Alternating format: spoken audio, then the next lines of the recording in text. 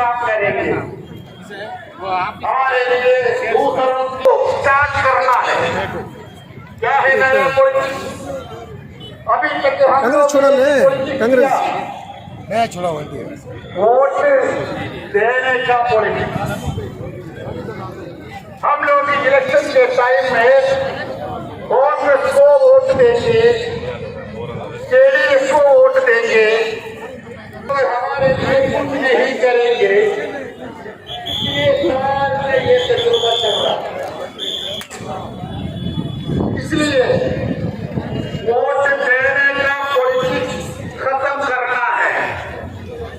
क्योंकि आप लोग वोट लेके किसी पॉलिटिकल पार्टी के लोगों को जिताया तो कोई गारंटी नहीं है वो लोग 5 साल उसी पॉलिटिकल पार्टी में रहेंगे।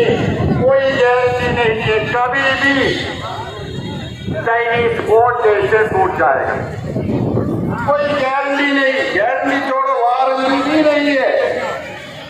वो लोग हमें छोड़ के अपने मफाद के लिए दूसरों के पीछे जाएंगे। इसलिए वोट देने का पॉलिटिक्स बंद करना, वोट लेने का पॉलिटिक्स स्टार्ट करना है। वोट हमारा है, मेहनत हमारी है, ये दोनों हमारा है तो एमएलए भी हमारा होना चाहिए, उसके लिए काम करना है।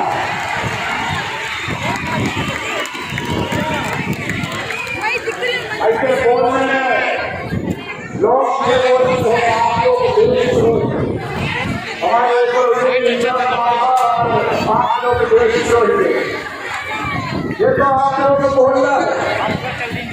चलो हमारे देश के अंदर जासूसी के नाम पे बहुत सारे लोगों को अरेस्ट किया है। पुलिस, एमएलए, सीबीआई, सभी एजेंसी हमारे देश से बहुत सारे लोगों को अरेस्ट किया है। ये सभी लोग एक कम्युनिटी से क्यों आया है? ये कम्युनिटी से एक आदमी भी क्यों नहीं है? क्योंकि हम लोग शहीद टिप्पू सुल्तान को फॉलो कर रहे हैं। हम लोग देशद्रोही नहीं है, लेकिन हमारे ऊपर इल्जाम लगाने वाला संघ परिवार वो सावरकर को फॉलो कर रहे हैं, इसलिए वो लोग देशद्रोही है, हम तो देशद्रोही नहीं है। इसलिए हमारे देश को बचाने के लिए पाकिस्तान के खिलाफ सामने खड़े होके हिम्मत के साथ बोलने वाला पॉलिटिकल पार्टी आज के सूरत हाल में सिर्फ एक ही पॉलिटिकल पार्टी है, वो social democratic party of India. इसलिए हम लोग ये कह रहे हैं हमारे देश में सिर्फ एक ही अल्टरनेटिव पॉलिटिकल पार्टी है। पाकिस्तान को रोकना है तो कांग्रेस से नहीं होगा, किसी पॉलिटिकल पार्टी से नहीं होगा। पाकिस्तान को हमारे देश में अगर रोकना है तो सिर्फ एक ही ताकत है, वो ताकत का नाम है social democratic party of India. इसलिए हिम्मत के साथ हमें डराने के लिए सरकार कोशिश कर रहे हैं। कभी अगर उनके सामने खुद करके बोलना है, हम लोग डराने वाला लोग नहीं है। हिम्मत के साथ ये पार्टी को आगे लेके हम जाना है, उसके लिए हम लोग को विनम्र होना है।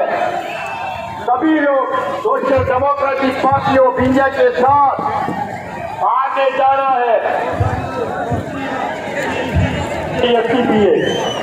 अब चिरागों को जलाना होगा हवा के रुख पर, जिंदा रहना है तो अंदाज बदलना होगा। मेहरबानी से तमाम अहमद से गुजारिश है, ये अल्लाह की रहमत हमारे ऊपर बरस रही है, इसे रहमत समझकर ऊपर जाने की खिजाना बनाए। हम जिस हिस्सा की ताकत के साथ लड़ने के लिए खेल रहे हैं, उसमें हमें अगर बारिश रुकावट का अगर हमें गोलियों की बरसात हुई तो भी हमें उनका सामना करना है। लिहाजा मैं आप तमाम अहमद से गुजारिश करता हूँ कि इस बारिश से छूटते हुए आप वक्त से फिरौन को ललकारने की कोशिश करें, उत्तर जाने की ठिकाना बनाएं। शुक्रिया जनाब एलके पजी साहब, नेशनल प्रेसिडेंट एनसीपी मस्जिद के निगरानियों से आपका शुक्रिया अदा करता हूँ। अब इसके बाद अवामी इख्तियार कॉन्फ्रेंस के सदारती खिताब के लिए सुलगती जगमगाती सुने हिंदुस्तान मजलूमों की आवाज रियासती सदर जनाब अब्दुल मजीद साहब को दावत देता हूँ कि वो अपनी तस्वीर लाए।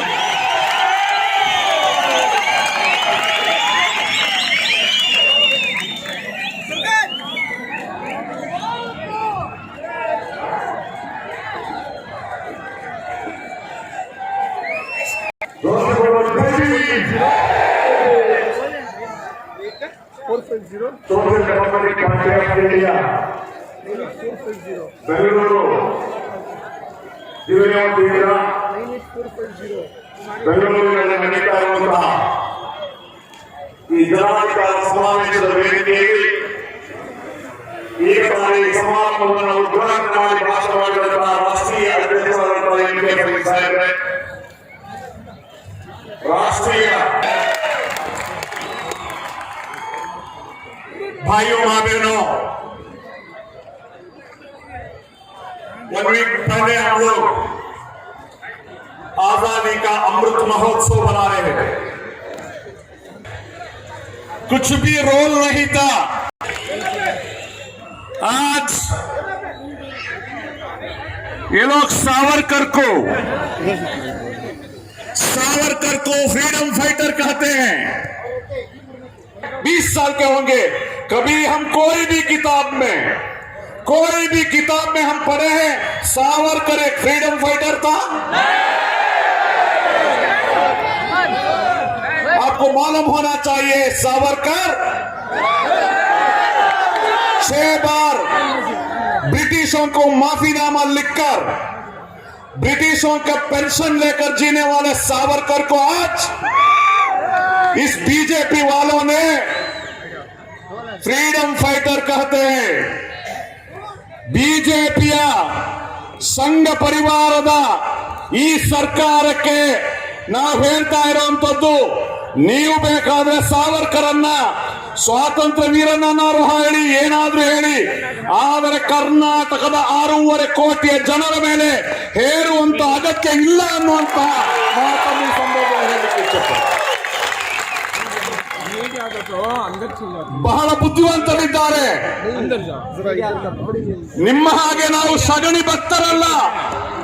ನಾವು ಸ್ವಾತಂತ್ರ್ಯದ ಚರಿತ್ರೆಯನ್ನು ನಾವು ಓದಿದ್ದೇವೆ. ನಾವು ಅಬುಲ್ ಕಲಾಂ ಆಜಾದ್ ಅನ್ನು ಓದಿದ್ದೇವೆ. ನಾವು ಟಿಪ್ಪು ಸುಲ್ತಾನ್ ಅವರನ್ನು ಓದಿದ್ದೇವೆ. ನಾವು ನವಾಬ್ ಹೈದರಾಲಿಯನ್ನು ಓದಿದ್ದೇವೆ. ನಾವು ಸಿರಾಜುದ್ದೌಲವನ್ನು ಓದಿದ್ದೇವೆ.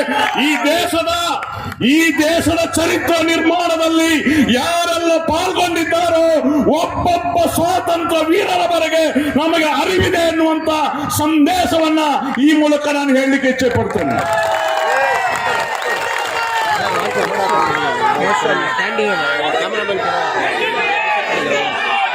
ಈ ದೇಶವನ್ನ ಸ್ವಾತಂತ್ರ್ಯ ಪಡೆದುಕೊಂಡಾಗ ನಾವು ಈ ದೇಶವನ್ನೊಂದು ಸಾರ್ವಭೌಮ ಸಮಾಜವಾದಿ ಜಾತ್ಯತೀತ ಪ್ರಜಾಸತ್ತಾತ್ಮಕ ಗಣರಾಜ್ಯವನ್ನಾಗಿ ನಾವು ಒಪ್ಪಿಕೊಂಡಿದ್ದೇವೆ. Sovereign social secular democratic republic ಇದು ನಾವು ಈ ಸಂವಿಧಾನವನ್ನು ಒಪ್ಪಿಕೊಂಡದ್ದು. ಸಾರ್ವಭೌಮ ಅಂತಂದ್ರೆ ಏನು? ಈ ದೇಶದ ಪರಮಾಧಿಕಾರ ಸ್ವತಂತ್ರ ಜನರಿಂದ ಆರಿಸಲ್ಪಟ್ಟದ್ದಾಗಿರ್ತದೆ. ಇದು ರಾಜ ರಾಣಿಯರ ಆಡಳಿತ ಅಲ್ಲ, ವಂಶ ಪಾರಂಪರ್ಯದ ಆಡಳಿತ ಅಲ್ಲ. ಇದು ಜನರಿಂದ ಆಯ್ಕೆಯಾದ ಸರ್ಕಾರ. ಅವಾಮ್ ಕೆ ಲೋಗ್ ವೋಟ್ ಹಾಕಿ ಹಮ್ ಸರ್ಕಾರ ಬನಾಯೆ. ಸಾವರ್ಟಿ ಅಂದ್ರೆ ಸಾರ್ವಭೌಮತೆ ಅಂದ್ರೆ ಏನು? ಸಾರ್ವಭೌಮತೆ ಜನರಿಗೆ ಸಾರ್ವಭೌಮತೆ ಸಿಗ್ಬೇಕು. ಜನರಿಗೆ ಮತದಾನದ ಹಕ್ಕು ಸಾರ್ವಭೌಮತೆ ಸಿಗ್ಬೇಕು. ಆಗ ಇವತ್ತು ಮತದಾನ ಅಂತ ವೋಟಿಂಗ್, ಚುನಾವಣೆ ಏನಾಗಿದೆ? ಚುನಾವಣೆಯಲ್ಲಿ ಇವತ್ತು ಸಾರ್ವಭೌಮತೆ ಇದೆಯಾ? ಚುನಾವಣೆ ಇವತ್ತು ಹಣದ ಮೂಲಕ ಚುನಾವಣೆ ನಡೆಸಲಾಗ್ತಾ ಇದೆ. ಕೇವಲ ಚುನಾವಣೆಯಲ್ಲಿ ಹಣ ಮಾತ್ರ ಆಗ್ತದೆ. ಪಬ್ಲಿಕ್ಗೆ ಸಾರ್ವಭೌಮತೆ ಇಲ್ಲ. पैसे से इलेक्शन चलता है ಮತ್ತು ದುಡ್ಡಿನಿಂದ ಮೀಡಿಯಾವನ್ನ ಖರೀದಿ ಮಾಡಿಕೊಂಡು ಮತ್ತು ಈ ಏಜೆನ್ಸಿಗಳನ್ನ ಅದು ಎಲೆಕ್ಷನ್ ಕಮಿಷನ್ ಇರಬಹುದು, ಅದು ಇವರ ಎಲ್ಲಾ ಏಜೆನ್ಸಿಗಳು ಇಡಿ, ಇನ್ಕಮ್ ಟ್ಯಾಕ್ಸ್, ಯಾವ್ಯಾವ ಇಲಾಖೆಗಳಿದೆಯೋ ಆ ಇಲಾಖೆಗಳನ್ನ ಬಳಸಿಕೊಂಡು ಚುನಾವಣೆ ಗೆಲ್ತಾ ಇದ್ದಾರೆ. ನಿಜವಾಗ್ಲೂ ಚುನಾವಣೆ ಗೆಲ್ಲಲಿಕ್ಕೆ ಇವರಿಗೆ ಸಾಧ್ಯ ಇಲ್ಲ. ನಾನು ಚಾಲೆಂಜ್ ಮಾಡ್ತೇನೆ, 6.5 ಕೋಟಿ ಕರ್ನಾಟಕದ ಪ್ರಜ್ಞಾವಂತ ಜನರ ಮುಂದೆ ನಾನು ಚಾಲೆಂಜ್ ಮಾಡ್ತೇನೆ. ಈ ಬಿಜೆಪಿಗೆ, ಈ ಕಾಂಗ್ರೆಸ್ಗೆ, ಈ ಜನತಾ ಪರಿವಾರಕ್ಕೆ, ಬೇರೆಲ್ಲ ಪಕ್ಷಗಳಿಗೆ ನೀವು ಬನ್ನಿ, ₹1 ಹಣ ಖರ್ಚು ಮಾಡದೆ, ಹೋಟೆಲ್ಗೆ ಹಣ ಕೊಡದೆ, ಹೆಂಡ ಕೊಡದೆ, ಕುಕ್ಕರ್ ಕೊಡದೆ ನಿಮಗೆ ಚಾಲೆಂಜ್ ಮಾಡ್ತೀನಿ. ನಿಮಗೆ ಸಾಧ್ಯ ಇದೆಯಾ ಚುನಾವಣೆ ಗೆಲ್ಲಲಿಕ್ಕೆ? ಚಾಲೆಂಜ್ ಮಾಡ್ತೀನಿ, ಬನ್ನಿ.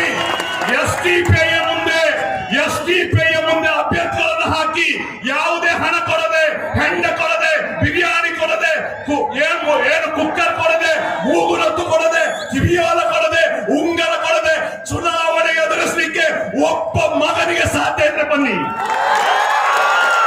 ಎಸ್ಡಿಪಿಐ ಮುಂದೆ ಬನ್ನಿ.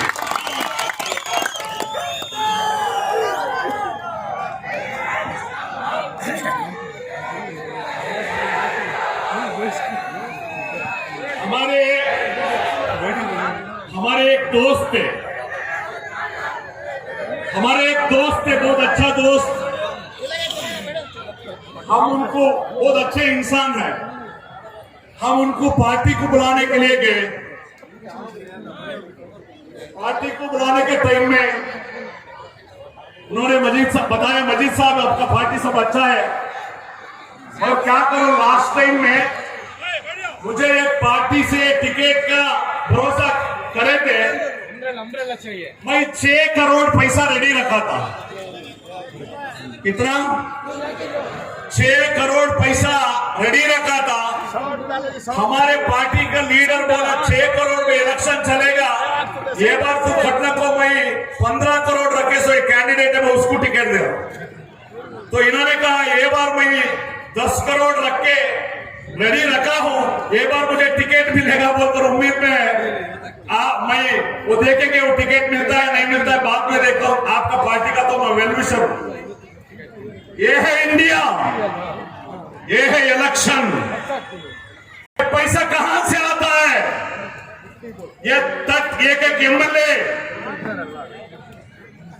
एक एजेंसी, दिल्ली का एक एजेंसी इधर काम करने का है, इलेक्शन का काम करने का है। हमारे तमिलनाडु का लीडर का एक दोस्त है उस एजेंसी, उन्होंने कहा कर्नाटका का ये बार का पॉलिटिक्स में एमएलए का जो बजट है पैसा 30 करोड़ रुपीस है, 30 करोड़। ನಾನು ಕೇಳ್ತೇನೆ, ಚುನಾವಣಾ ಆಯೋಗಗಳಿಗೆ, ಇಡಿಗಳಿಗೆ, ಇನ್ಕಮ್ ಟ್ಯಾಕ್ಸ್ ಗಳಿಗೆ ಪ್ರತಿಯೊಬ್ಬ ಎಂಎಲ್ಎ ಈ ಎಲೆಕ್ಷನ್ ಅಲ್ಲಿ 30 ಕೋಟಿ ಖರ್ಚು ಮಾಡ್ತಾರೆ. ನಿಮಗೆ ಈ ದೇಶದ ಬಗ್ಗೆ ಸ್ವಾಭಿಮಾನ ಇದ್ರೆ, ನೀವು ಈ ದೇಶದ ಪ್ರಜೆಯಾಗಿದ್ರೆ, ನೀವು ನಮ್ಮ ಟ್ಯಾಕ್ಸ್ ನ ಹಣದಿಂದ ಇವತ್ತು ನಿಮಗೆ ಸ್ಯಾಲರಿ ಸಿಗ್ತಾ ಇದ್ರೆ, ಇಂತಹ ಹಲಾಲ್ ಕೋರರ ದುಡ್ಡನ್ನ ನೀವು ಸೀಸ್ ಮಾಡಬೇಕು.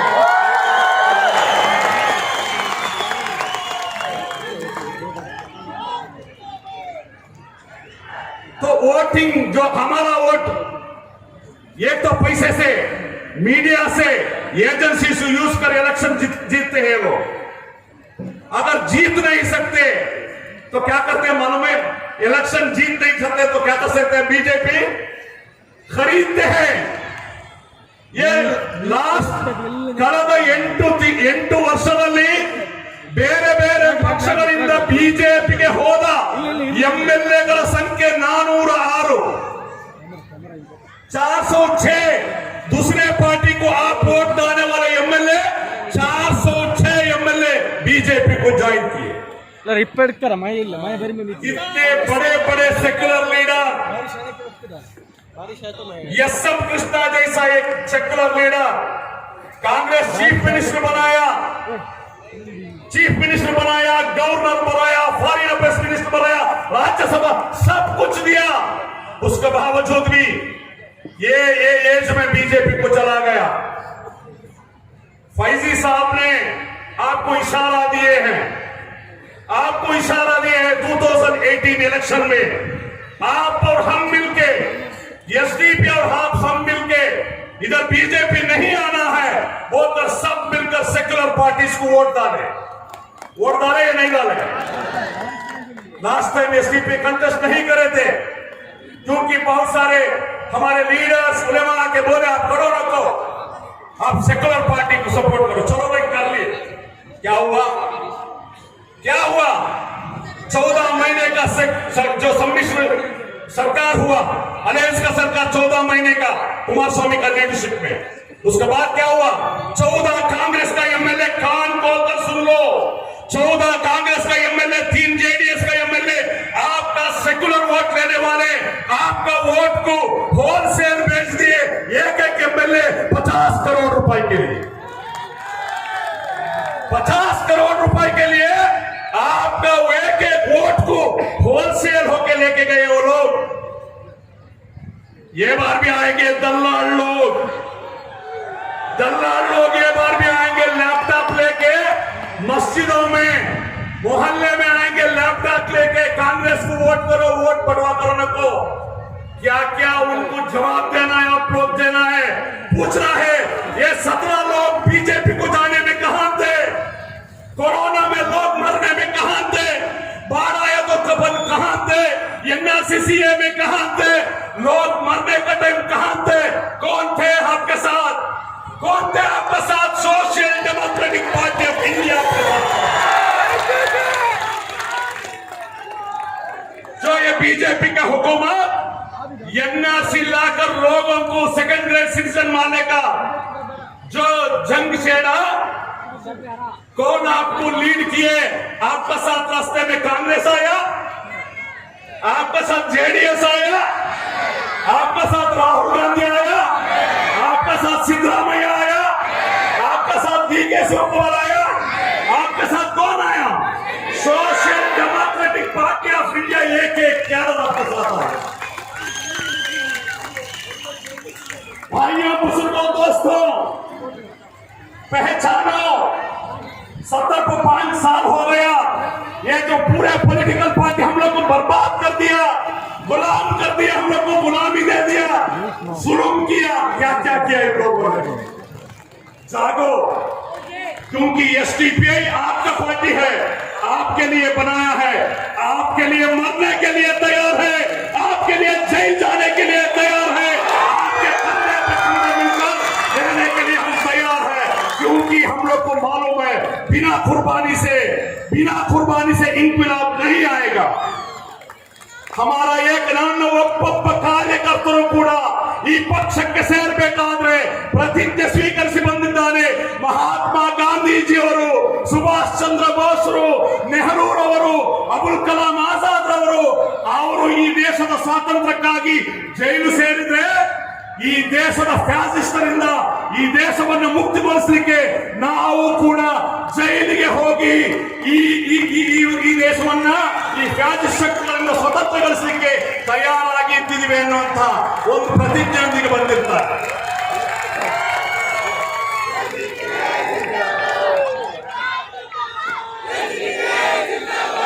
ಇನ್ನು ಈ ದೇಶವನ್ನು ನಾವು ಸಮಾಜವಾದಿ ದೇಶವನ್ನಾಗಿ ಮಾಡಿದ್ವಿ.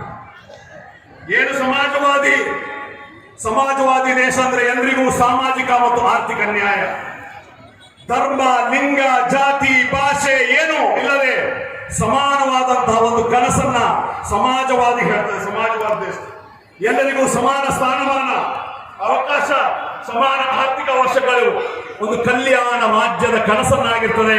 ನಮಗೆ ಸ್ವಾತಂತ್ರ್ಯ ತಂದು ಕೊಟ್ಟ ಆ ಮಹನೀಯರು ಕಂಡರು ಸಬ್ಕೂ ಬರಾಬರಿ. ये है सोशलिस्ट, जो बताए सोशलिस्टिक रिपब्लिक। मगर आज क्या हो रहा है? आज सबको बराबरी नहीं है। आज क्या हो रहा है? सोशलिस्ट खत्म किया जा रहा है। इस देश कैपिटलिस्ट की तरफ जा रहा है, कैपिटलिस्ट तरफ जा रहा है। इधर जो आजकल पार्लियामेंट में, आजकल सुप्रीम कोर्ट में चर्चा हो लेकर है। क्या चर्चा हो लेकर है? ये जो मुफ्त में दे रहे हैं, ये सब्सिडी दे रहे हैं, खत्म करना है। जो चावल को सब्सिडी दे रहे हैं, ये बच्चों को साइकिल दे रहे हैं, ये फ्रीज में कंसेशन दे रहे, ये स्कॉलरशिप दे रहे, ये केरोसिन में जो फ्री दे रहे, इसको खत्म करना चाहिए क्योंकि ये टैक्स का वेस्टेज है। नरेंद्र मोदी और ಹೇಳ್ತಾರೆ freebies which are not just wastage of taxpayers money but also economic disaster. Narendra Modi ಹೇಳ್ತಾರೆ freebies which are not just wastage of taxpayers money but also economic disaster ಅಂತ ಹೇಳ್ತಾರೆ. ನರೇಂದ್ರ ಮೋದಿ ಅವರೇ, ಆತ್ಮನಿರ್ಭರ ಹೇಳುವಂತ ನರೇಂದ್ರ ಮೋದಿ ಅವರಿಗೆ ನಾನು ಪ್ರಶ್ನೆ ಮಾಡ್ತೇನೆ. ಬಡವನಿಗೆ ಅಕ್ಕಿ ಕೊಡೋದು ನಿಮಗೆ ಫ್ರೀಬಿ ಆದ್ರೆ, ಕೆರೋಸಿನ್ ಕೊಡೋದು ನಿಮಗೆ ಫ್ರೀಬಿ ಆದ್ರೆ, ನೀವು ಶಾಲಾ ಮಕ್ಕಳಿಗೆ ಸೈಕಲ್ ಕೊಡೋದು ನಿಮ್ಗೆ ಫ್ರೀ ಆದ್ರೆ, ಬಡ ಕಾರ್ಮಿಕರಿಗೆ ಇಂದಿರಾ ಕ್ರಾಂತಿ ಕೊಡೋದು ನಿಮ್ಗೆ ಫ್ರೀ ಅಂತ ಆದ್ರೆ, ನಾನು ಕೇಳಲಿಕ್ಕೆ ಇಚ್ಛೆ ಪಡ್ತೇನೆ, ನರೇಂದ್ರ ಮೋದಿ ಅವರೇ, ಕಳೆದ 5 ವರ್ಷಗಳಲ್ಲಿ ಬಲಾಢ್ಯ ಬಂಡವಾಳಶಾಹಿಗಳಿಗೆ ನೀವು ಸಾಲದ ಮನ್ನಾ ಮಾಡಿದ್ದು, ರೈಟ್ ಆಫ್ ಮಾಡಿದ್ದು 10 ಲಕ್ಷ ಕೋಟಿ. आपको केरोसिन का कंसेशन देने में, गैस का कंसेशन देने में देना नहीं, वो टैक्स पैसे का वेस्टेज बोलते हैं टैक्स। मगर नरेंद्र मोदी बड़े बड़े कंपनियों को जो राइट ऑफ किया बैंकों में 5 साल में 10 लाख करोड़, कितना 10 लाख करोड़ किसको एक 10,000 लोग 10,386 मिलिट्री डिफॉल्टर्स, ये 10,000 लोग इस देश का, आपका और हमारा टैक्स का पैसा 10 लाख करोड़ जो है राइट ऑफ करके भागे। उसमें बहुत सारे लोग, ये लोग बीजेपी का लोग फ्लाइट में भेज दिए इन लंदन को। जो मोदी जी का फ्रेंड है ना, मेहुल चौकसी, गीतांजलि जेम्स, इन्होंने कितना बैलेंस है मालूम इनको? 7,110 crore. In our company, IRA Infra, 5,879 crore. Kanka Steel Power, 4,197 crore. ABG Shipyard, 3,709 crore. इतना करोड़ रुपीस ये लोग लूट के जाके फॉरेन में आयश कर लेकर है। इधर ಇಲ್ಲಿ ಒಬ್ಬ ಬಡ ರೈತ ಒಂದು ಟ್ರ್ಯಾಕ್ಟರ್ ಖರೀದಿ ಮಾಡಿ, ಎತ್ತು ಖರೀದಿ ಮಾಡಿ, ಅವನಿಗೆ ಅವರ ಬೆಳೆ ನಾಶ ಆಗಿ ಅವರ ಬ್ಯಾಂಕಿಗೆ ಸಾಲ ಕಟ್ಟಿಲ್ಲ ಅಂತ ಹೇಳಿ ಜಪ್ತಿ ಮಾಡುವ ಅಧಿಕಾರಿಗಳೇ, ಜಪ್ತಿ ಮಾಡುವ ಸರ್ಕಾರಗಳೇ, ನಿಮ್ಮ ಸ್ನೇಹಿತರು 7,000 10,000 ಕೋಟಿ ಹೋಗಿ ಲಂಡನ್ ನಲ್ಲಿ, ಫಾರಿನ್ ನಲ್ಲಿ ಆರಾಮಾಗಿ ಇರಬೇಕಾದ್ರೆ ನಿಮಗೆ ಅದು ಕಾಣೋದಿಲ್ವಾ? 10,000 ಎಷ್ಟೋ ಸಾವಿರ ಕೋಟಿ ವಂಚನೆ ಮಾಡಿ ಇಲ್ಲಿಂದ ಮಲ್ಯ ಹೋಗಿದ್ದು ನಮ್ಮ ಭಾರತದ ಏರ್ಪೋರ್ಟ್ ನಿಂದ ಎಲ್ಲಿದ್ದು ಇಡಿ, ಎಲ್ಲಿದ್ದು ಇನ್ಕಮ್ ಟ್ಯಾಕ್ಸ್, ಎಲ್ಲಿದ್ದು ಪೊಲೀಸ್ ವ್ಯವಸ್ಥೆ. ಇವತ್ತು ಕಷ್ಟದಲ್ಲಿ ಹಾಸ್ಪಿಟಲ್ಗೆ ಅರ್ಜೆಂಟ್ಗೆ ಹೋಗ್ಬೇಕಾದ್ರೆ ಹೆಲ್ಮೆಟ್ ಹಾಕ್ತಾ ಹೋಗೋರನ್ನ ಹಿಡಿದು ಫೈನ್ ಹಾಕೋ ನಾವು 7,500 ಕೋಟಿ ನಮ್ಮ ದೇಶದ ಹಣವನ್ನು ತೆಗೆದುಕೊಂಡು ಹೋಗಿ ಅಲ್ಲಿ ಎಂಜಾಯ್ ಮಾಡ್ತಾ ಇದ್ದಾರೆ.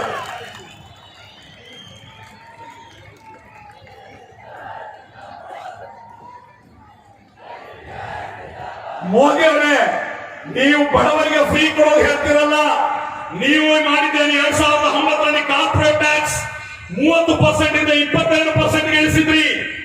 ಇದು ಫ್ರೀಬಿ ಅಲ್ವಾ? ಮತ್ತು 1.45 ಲಕ್ಷ ಕೋಟಿಯನ್ನ ಟ್ಯಾಕ್ಸ್ ರಿಬೇಟ್ ಮಾಡಿದ್ರಿ ಮಲ್ಟಿನ್ಯಾಷನಲ್ ಕಂಪನಿಗಳಿಗೆ. ಇದು ಫ್ರೀಬಿ ಅಲ್ವಾ? 2014-15ರಿಂದ 2020-21ರವರೆಗೆ ನೀವು ರಿಬೇಟ್ ಮಾಡಿದ್ದು 6.15 ಲಕ್ಷ ಕೋಟಿ ಕಾರ್ಪೊರೇಟ್ ಗಳಿಗೆ. ಇದು ಫ್ರೀಬಿ ಅಲ್ವಾ? ಇದು ಟ್ಯಾಕ್ಸ್ ಪೇಯರ್ಸ್ ಮನಿ ಅಲ್ವಾ? ಯೂನಿಯನ್ ಬಜೆಟ್ ಡಾಕ್ಯುಮೆಂಟ್ ಪ್ರಕಾರ 2014-15ರಿಂದ ಇದ್ರೆ ಮೋದಿ ಆಡಳಿತದಲ್ಲಿ ಸಾರ್ವಜನಿಕ ಉದ್ಯಮಿಗಳನ್ನು ಮಾರಾಟ ಮಾಡಿ ತಗೊಂಡದ್ದು 4.84 ಲಕ್ಷ ಕೋಟಿ ಅದಾನಿಗೆ, ಅಂಬಾನಿಗೆ ಏರ್ಪೋರ್ಟ್ ಗಳನ್ನ, ಪೋರ್ಟ್ ಗಳನ್ನ ಮಾರಿದ್ರು. ಇದು ಟ್ಯಾಕ್ಸ್ ಪೇಯರ್ಸ್ ಮನಿ ಅಲ್ವಾ? 40 ವರ್ಷಗಳಿಗೆ lease, bus stand, road, bridge ಎಲ್ಲವನ್ನ ಕೊಟ್ಟಿದ್ದು 6 ಲಕ್ಷ ಕೋಟಿ ರೂಪಾಯಿಗೆ. 40 साल को बेच दिए इनका फ्रेंड्स को. ये टैक्स पेयर का मनी नहीं है. गरीब को केरोसिन को सब्सिडी देने में, गैस को सब्सिडी देने में ये लोग बोलते हैं ये फ्री भी टैक्स पेयर्स मनी है. ये आत्मनिर्भर को खिलाफ है. ನಿಮ್ಮ ಆತ್ಮನಿರ್ಭರ ಈ ಮಲ್ಟಿನ್ಯಾಷನಲ್ ಕಂಪನಿಗಳು ಈ ರೀತಿ ಕೋಟ್ಯಾಂತರ ರೂಪಾಯಿ ವಂಚನೆ ಮಾಡಿದಾಗ ನಿಮಗೆ ಆತ್ಮನಿರ್ಭರ ನೆನಪಾಗೋದಿಲ್ಲ. ಬಡ ಬೋರೇಗೌಡ, ಯಾರೋ ಬಡ ಅಹಮದ್ ಒಂದು ಏನಾದ್ರೂ ಫೀಬಿ ಆಗಿ ಏನಾದ್ರೂ ತಗೊಂಡ್ರೆ, ಅವನ ಅಕ್ಕಿ ತಗೊಂಡ್ರೆ ಅವನ ಸಂಕಟದಲ್ಲಿ, ಅವನು ಇಂದಿರಾ ಕ್ರಾಂತಿನಲ್ಲಿ ಊಟ ಮಾಡಿದ್ರೆ, ನಮ್ಮ ಬಡ ಹೆಣ್ಣು ಮಕ್ಕಳು ಜಮೀನ್ಗೆ ಟ್ಯಾಕ್ಸ್ ಪೇಯರ್ಸ್ ಬನ್ನಿ ಅಂತ ಹೇಳ್ತೀರಾ? ये है देश का हालात। इधु समाजवादी देश ना, मगर ये सब पूछने वाले कहां भाई? ये पूछने वाले कहां है? आप जो वोट डाले ना कांग्रेस जेडीएस दूसरे कहां है? इन्हों भी शामिल है उसमें, इन्हों भी शामिल है। ಇನ್ನೇನು ಇನ್ನು ಹೇಳ್ತಾರೆ ಜಾತ್ಯತೀತ ದೇಶ, क्या सेक्युलरिस्ट मुल्क। कहां है भाई सेक्युलर मुल्क? कहां है सेक्युलरिस्ट मुल्क? क्या इधर एक जैसा जस्टिस है मुसलमानों को, एक जैसा जस्टिस है दलित को इसमें, इस देश में? ಎಲ್ಲಿದೆ ಇಲ್ಲಿ ಸೆಕ್ಯುಲರಿಸಂ? ಪ್ರೆಸಿಡೆಂಟ್ ಸಾಹೇಬ್ ಇವತ್ತು ಹೇಳಿದ್ರು, ಗುಜರಾತ್ನ 2002ರ ಗಲಭೆಯಲ್ಲಿ ಬಿಲ್ಕಿಸ್ ಬಾನು ಎಂಬ 20 ವರ್ಷದ ಯುವತಿ, 5 ತಿಂಗಳ ಗರ್ಭಿಣಿ, ಅವಳ 17 ಜನರ ಫ್ಯಾಮಿಲಿ ಅಲ್ಲಿ ಗಲಭೆ ಜಾಸ್ತಿ ಆದಾಗ ಅವರು ಅಲ್ಲಿಂದ ಊರು ಬಿಟ್ಟು ಬೇರೆ ಊರಿಗೆ ಬರ್ತಾರೆ. ಅಲ್ಲಿ ಅವರ ಅಕ್ಕಪಕ್ಕದಲ್ಲಿರುವಂತಹ ಸಂಘ ಪರಿವಾರದ ಗೂಂಡಾಗಳು ಬಿಲ್ಕಿಸ್ ಬಾನು 5 ತಿಂಗಳ ಗರ್ಭಿಣಿಯ ಮೇಲೆ, ಬಿಲ್ಕಿಸ್ ಬಾನುವ ತಾಯಿಯ ಮೇಲೆ, 5 ಅವರ ಕುಟುಂಬದ 5 ಹೆಣ್ಣು ಮಕ್ಕಳ ಮೇಲೆ ನಿರಂತರವಾಗಿ ಬಲಾತ್ಕಾರ ಮಾಡ್ತಾರೆ. बिल्किस बानो अंತಾರೆ, ನಾನು ಗರ್ಭಿಣಿ, ನನ್ನ ಬಿಟ್ಬಿಡಿ चाचा, मुझे छोड़ दो। बाजू का घर का चाचा थे, चाचा मुझे छोड़ दो। राहब करे ने उन लोग 5 लोगों को बलात्कार किए, रेप किए और 14 लोगों को कत्ल किए, 14 ಜನರನ್ನು ಕೊಲ್ತಾರೆ। बिल्किस बानो का 17 फैमिली में 14 लोगों को मारते हैं, सिर्फ 3 लोग बचते हैं, बिल्किस बानो और एक आदमी और एक 3 साल का बच्चा। 14 ಜನರನ್ನ ಕೊಂದ, 5 ಜನ ಹೆಣ್ಣು ಮಕ್ಕಳಿಗೆ ನಿರಂತರವಾಗಿ ಬಲಾತ್ಕಾರ ಮಾಡಿಕೊಂಡ ಆ 11 ಜನ ಆರೋಪಿಗಳಿಗೆ ಗುಜರಾತ್ನ ಸರ್ಕಾರ ಸಮಾಧಾನ ನೀಡಿ ಹೊರಗೆ ಬಂದಾಗ ಈ ಸಂಘ ಪರಿವಾರದ ಗೂಂಡಾಗಳು ಹೂವಿನ ಹಾರ ಹಾಕಿ ಅವರನ್ನು ವೆಲ್ಕಮ್ ಮಾಡ್ತಾರೆ ಅಂತಂದ್ರೆ ಈ ದೇಶ ಎಲ್ಲಿದೆ ಜಾತ್ಯತೀತತೆ? ಎಲ್ಲಿದೆ ಈ ದೇಶದಲ್ಲಿ ನ್ಯಾಯ? कहां है जस्टिस? दिल्ली में निर्भया का रेप एंड मर्डर हुआ 5-6 साल पहले। निर्भया का मर्डर, रेप एंड मर्डर होने के बाद क्या हुआ? 4 लोग जो आरोपी थे इनको फांसी का सजा दिया गया। अगर निर्भया का रेप एंड मर्डर को विक्टिम्स को फांसी का सजा देते हैं, बिल्किस बानो का रेप एंड मर्डर को क्यों नहीं? 14 लोगों को, 1200 लोगों को छोड़ दिए आज। ये है का जस्टिस? मगर ये सब पूछने वाले, आपके पूछने वाले, ये सब इसका खिलाफ बहुत बड़ा एक एहतजाज करना था, पूछना था। तुम्हारे वोट लिए वाले सेक्युलर पार्टी कांग्रेस जेडीएस दूसरे पार्टी, आवाज नहीं है इनका। क्या है? आवाज नहीं है। सोनिया गांधी को ईडी को नोटिस आया तो, राहुल गांधी को ईडी को नोटिस आया तो, हमारे डीके शिवकुमार को ईडी को नोटिस आया तो, मुसलमान लीडर सभी मिलकर पूरा इंडिया में एहतजाज करते हैं। मगर रसूल को गुस्ताखी किया तो ये जो विक्टिम्स, रेप विक्टिम्स को जो रिहा करे तो कहां है प्रोटेस्ट? ये है कांग्रेस। आप लोगों को बर्बाद करेगा ये, आप लोग हमारा आने वाले नस्ल को बर्बाद करेगा ये लोग। याद रख लो, कान खोल कर सुन लो, मुझे वक्त नहीं है, बहुत बोलना है मुझे। ये जो बिल्किस बानो को होने के बाद मुझे नींद नहीं आ रहा है, 4-5 दिन से मुझे नींद नहीं आ रहा है, सही बोल रहा हूं मैं, दर्द महसूस कर रहा हूं। कौन सी इंडिया में हम जी लेकर है? मगर अफसोस इस बात की है, समझते नहीं ये कौन, फिर भी जाते हैं कांग्रेस को, फिर भी जाते हैं बीजेपी को, फिर भी जाते हैं जेडीएस को। कब सुधरेंगे आप लोग? 13 साल से रात दिन ये लोग मेहनत कर रहे हैं, हमारे कारकुन आपके लिए मर रहे हैं। कोरोना के टाइम में आपका जनाजा उठाया, क्या क्या नहीं किया आपके लिए? रात दिन आपके बारे में सोचते हैं, आपके बारे में फिक्र करते हैं, एक एम्पावरमेंट के बारे में फिक्र करते हैं, एक सेक्युलर मुल्क के बारे में फिक्र करते हैं, मगर पहचानते नहीं लोग। पहचानना है, क्योंकि आने वाले हमारे नस्ल के लिए इस पार्टी को आप बचाएंगे नहीं, इस पार्टी को आगे बढ़ाएंगे नहीं, खाना हमारे आने वाले जनरेशन बहुत मुश्किल में आ जाएगा। तो इसलिए social democratic party of India खुद एक ही पार्टी है, वाहद पार्टी है। आपका दुख में, आपका दर्द में, आपका साथ कंधे कंधे मिलाकर रहने वाले अगर पार्टी है तो सोशल डेमोक्रेटिक पार्टी है।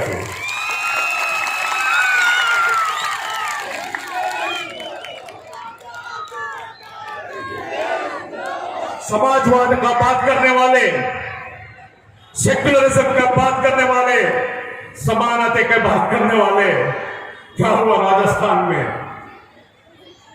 3वीं क्लास पढ़ने वाला 8 साल का एक बच्चा स्कूल का भिग्गे में पानी पिया बोलकर उसका हेडमास्टर मार के कत्ल करते। हेडमास्टर गुरु देवो भव,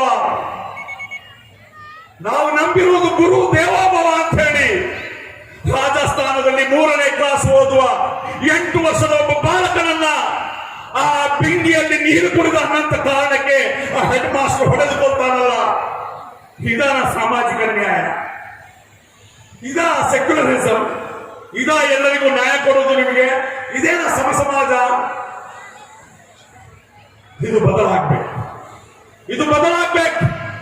ಈ ದೇಶಕ್ಕೆ ಯಾವ ರೀತಿ ಸ್ವಾತಂತ್ರ್ಯ ತಂದುಕೊಟ್ಟು ಈ ದೇಶದ ಬಗ್ಗೆ ಒಂದು ಸಾಮಾಜಿಕವಾದ ನ್ಯಾಯ, ಸಮಾನತೆ ಎಲ್ಲವನ್ನ ಕನಸುಕೊಂಡ್ರು ಈ ದೇಶವನ್ನು ಉಳಿಸಿಕೊಳ್ಳಬೇಕಾದಂತ ಜವಾಬ್ದಾರಿ ನಮ್ಮ ಮತ್ತು ನಿಮ್ಮ ಮೇಲಿದೆ. ಆ ಜವಾಬ್ದಾರಿಯನ್ನ ಚಾಚು ತಪ್ಪದೆ ನಿರ್ವಹಣೆ ಮಾಡುವಂತ ಒಂದು ತಾಕತ್ತಿದ್ರೆ, ಆ ಒಂದು ಇಚ್ಛಾಶಕ್ತಿ ಇದ್ರೆ, ಆ ಕೆಪಾಸಿಟಿ ಇದ್ರೆ ಅದು ಸೋಷಿಯಲ್ ಡೆಮೋಕ್ರೆಟಿಕ್ ಪಾರ್ಟಿ ಆಫ್ ಇಂಡಿಯಾಕ್ಕೆ ಮಾತ್ರ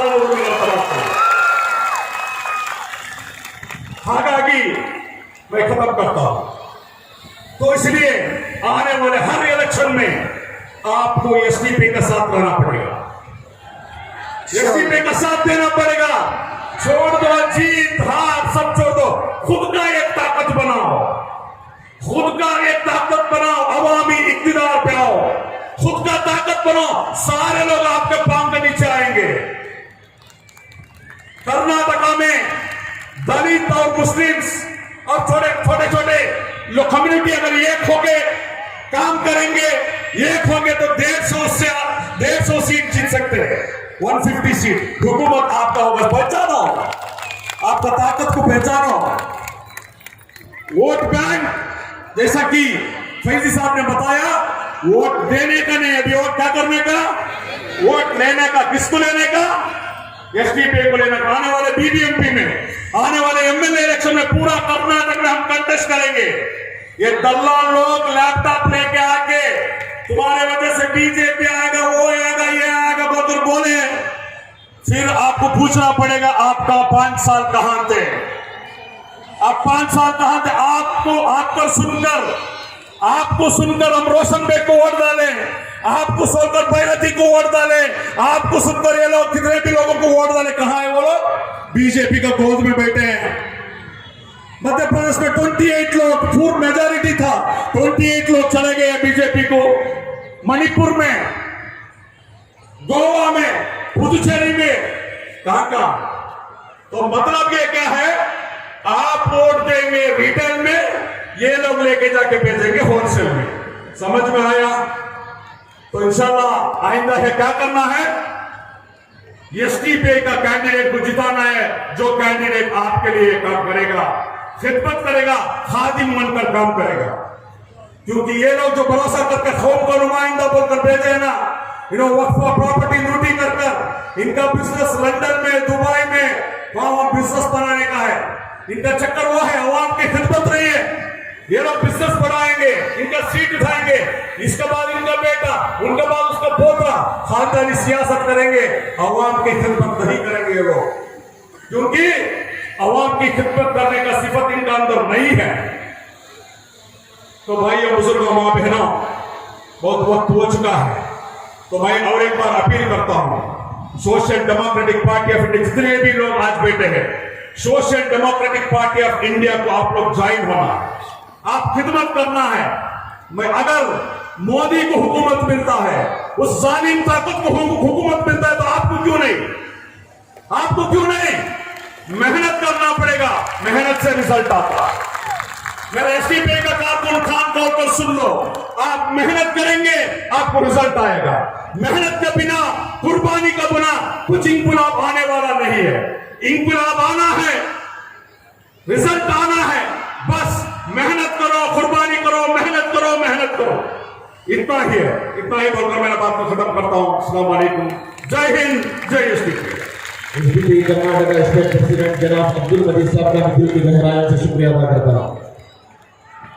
ನಮ್ಮ ಜನಾಧಿಕಾರ ಸಮಾವೇಶಕ್ಕೆ ಆಗಮಿಸಿದಂತಹ ಕರ್ನಾಟಕ ಹೈಕೋರ್ಟ್ನ ಹಿರಿಯ ನ್ಯಾಯವಾದಿಯಾದ ಎಸ್ ಬಾಲನ್ ತಮಗೆ ಪಕ್ಷದ ವತಿಯಿಂದ ಹೃತ್ಪೂರ್ವಕವಾಗಿ ಈ ಜನಾಧಿಕಾರ ಸಮಾವೇಶ ಕಾರ್ಯಕ್ರಮಕ್ಕೆ ಆತ್ಮೀಯವಾಗಿ ಸ್ವಾಗತಿಸ್ತಾ ಇದ್ದೇನೆ ಸರ್। इसके बाद राजस्थान से हमारे यहाँ तशरीफ लाए एसडीपी नेशनल जनरल सेक्रेटरी जनाब यास्मीन फारूकी साहबा को दावत देता हूँ, पोडियम पर तशरीफ लाए।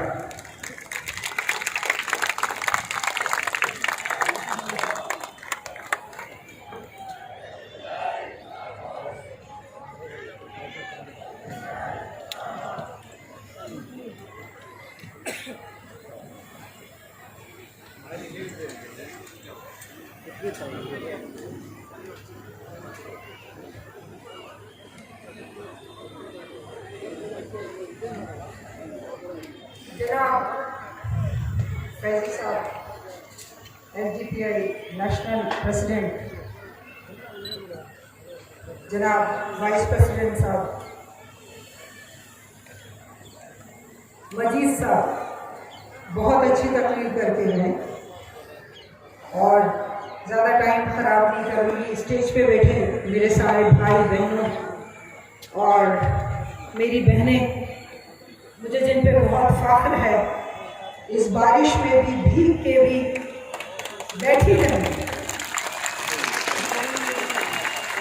इकबाल का एक मशहूर शेर है, बातिल से दबने वाले ए आसमां नहीं हो, बातिल से दबने वाले ए आसमां नहीं हो, 100 बार कर चुका है तू इंतहा हमारा। आज मैं ये कहूंगी, बारिश से डरने वाले ए आसमां नहीं हो, बारिश से डरने वाले ए आसमां नहीं है। एसडीपीआई वाले ऐसे ही जम के बैठेंगे और अपना प्रोग्राम पूरा करेंगे।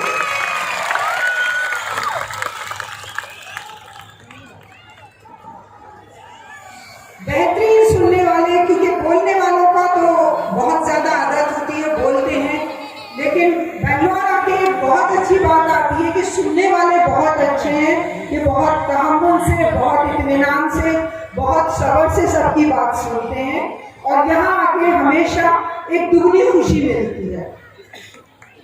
ख्वातीन से मुखातिब जरूर होंगी कि उनकी एक अच्छी तादाद देके मुझे हमेशा बहुत ज्यादा खुशी मिलती है, क्योंकि ख्वातीन में अगर ये जज्बा पैदा हो गया तो मजीद साहब मैं आपसे वादा करती हूँ कि बदलाव जरूर आएगा इंशाअल्लाह ताला, क्योंकि सारे बदलाव लाते हैं वो अपने घरों से लाते हैं, ख्वातीन की जद्दोजहद से लाते हैं। मुझे ये फख्र है कि आज के हिंदुस्तान को बदलने वाली ख्वातीन है, जिन्होंने तलाक वाले मैटर पे यकजहती के साथ एक होने के साथ साथ जो जुलूस निकाले थे, तो वो सामने वालों को ये एहसास दिला दिया था कि औरतें कमजोर नहीं है, इतनी ही ताकतवर है। आपके लिए हमेशा हार जीत की परवाह कभी करना ही नहीं चाहिए, लेकिन यकजहती से लड़ना, अपनी बात को मनवाना, दिखाना, ये एक बहुत बड़ा मायने रखता है। उसके बाद एनआरसी कौन था? वो शाहीन बाग से ही शुरुआत हुई थी औरतों की, उन ख्वातीन की, जिन्होंने ये बताया था ये मुसलमानों का मसला नहीं था, एनआरसी ख्वातीन का मसला नहीं था, ये सारे हिंदुस्तान का मसला था, लेकिन लोगों ने उसे सिर्फ मुसलमानों का मसला बनाया और उन अपने भाइयों और सारे अपने रिश्तेदारों की खातिर वो बारिश में भीगती हुई, अपने बच्चों की कुर्बानी देती हुई वो ख्वातीन थी, जिन्होंने पूरे हिंदुस्तान को एक बार हिला के रख दिया था कि हम कमजोर नहीं हैं। मैं मुबारकबाद देती हूँ अपनी उन सारी बहनों को। आज हर आदमी 15 अगस्त की बात करता है, हमारी आज़ादी की बात करता है। हम आज़ादी की बात कहाँ से शुरू करते हैं?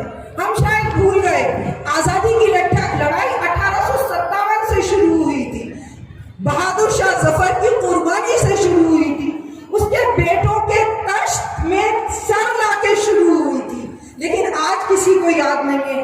आज बहादुर शाह का जफर नाम उनकी बीवी के दिल नहीं थे जिनके बेटों के तश्त में खून लाके खून से भरे हुए सर रखे गए थे? वो क्या कुर्बानियां उन औरतों ने नहीं दी थी अपने बेटों की? वो औरतें थी जो घरों में बैठ के अपने भाइयों और बापों की कुर्बानियां दे रही थी। क्या वो टीपू सुल्तान की कुर्बानी नहीं थी? क्या उनकी बीवी की कुर्बानी नहीं थी कि जिन्होंने अपनी औलादों के यरगमाल के तौर पे अंग्रेजों को दिया था? क्या वो उन औरतों की कुर्बानी नहीं थी? ये कुर्बानी जो 75 साल में वो लुटिया डुबो रहे हैं। मैं आज जो बात कर रहे हैं 75 साल में, आपको पता है 1857 से लेके 1947 तक कितने साल होते हैं? गिन के बताइए। 90 साल। अरे 90 साल की कुर्बानी को तुमने 75 साल में खत्म कर दिया। और 75 भी नहीं, शायद 25-30 साल में भूल गए। लेकिन मुसलमानों, आज वो शायद याद नहीं है कि शोहदा के नाम जो दिल्ली में शहीद स्मारक के तौर पे जो शोहदा के नाम लिखे हुए हैं वो सारे मुसलमानों के नाम हैं और सबसे ज्यादा मुसलमानों के नाम हैं। आज हम बात करते हैं ख्वातीन की। मुझे ये फख्र है कि मैं ख्वातीन की बात करती हूँ। इसलिए बात करती हूँ कि मुझे वो दर्द पता है जो उन लोगों ने झेला होगा, जो उन लोगों ने बर्दाश्त किया होगा। आप एक औरत को सियासत से कब तक दूर रखेंगे? आपके पास आबादी का आधा हिस्सा ख्वातीन का है। आपको ख्वातीन को सियासत में लाना पड़ेगा। अगर 30% पे बात होती है तो आपको ख्वातीन को कहां से ढूंढोगे? ये बात मुझे बताओ। मैं अपनी बहनों से मुखातिब हूँ। मुझे ये फख्र है कि कर्नाटका में एक अच्छा रेशो है एजुकेशन का, और उस एजुकेशन के रेशो पे बात करते हुए मैं कहती हूँ कि आपको एक वोट देने की हर एक को आज़ादी है। जिस तरह एक मर्द को आज़ादी है एक वोट देने की, एक औरत को भी आज़ादी है। हम अपने दिमाग से क्यों नहीं चलेंगे?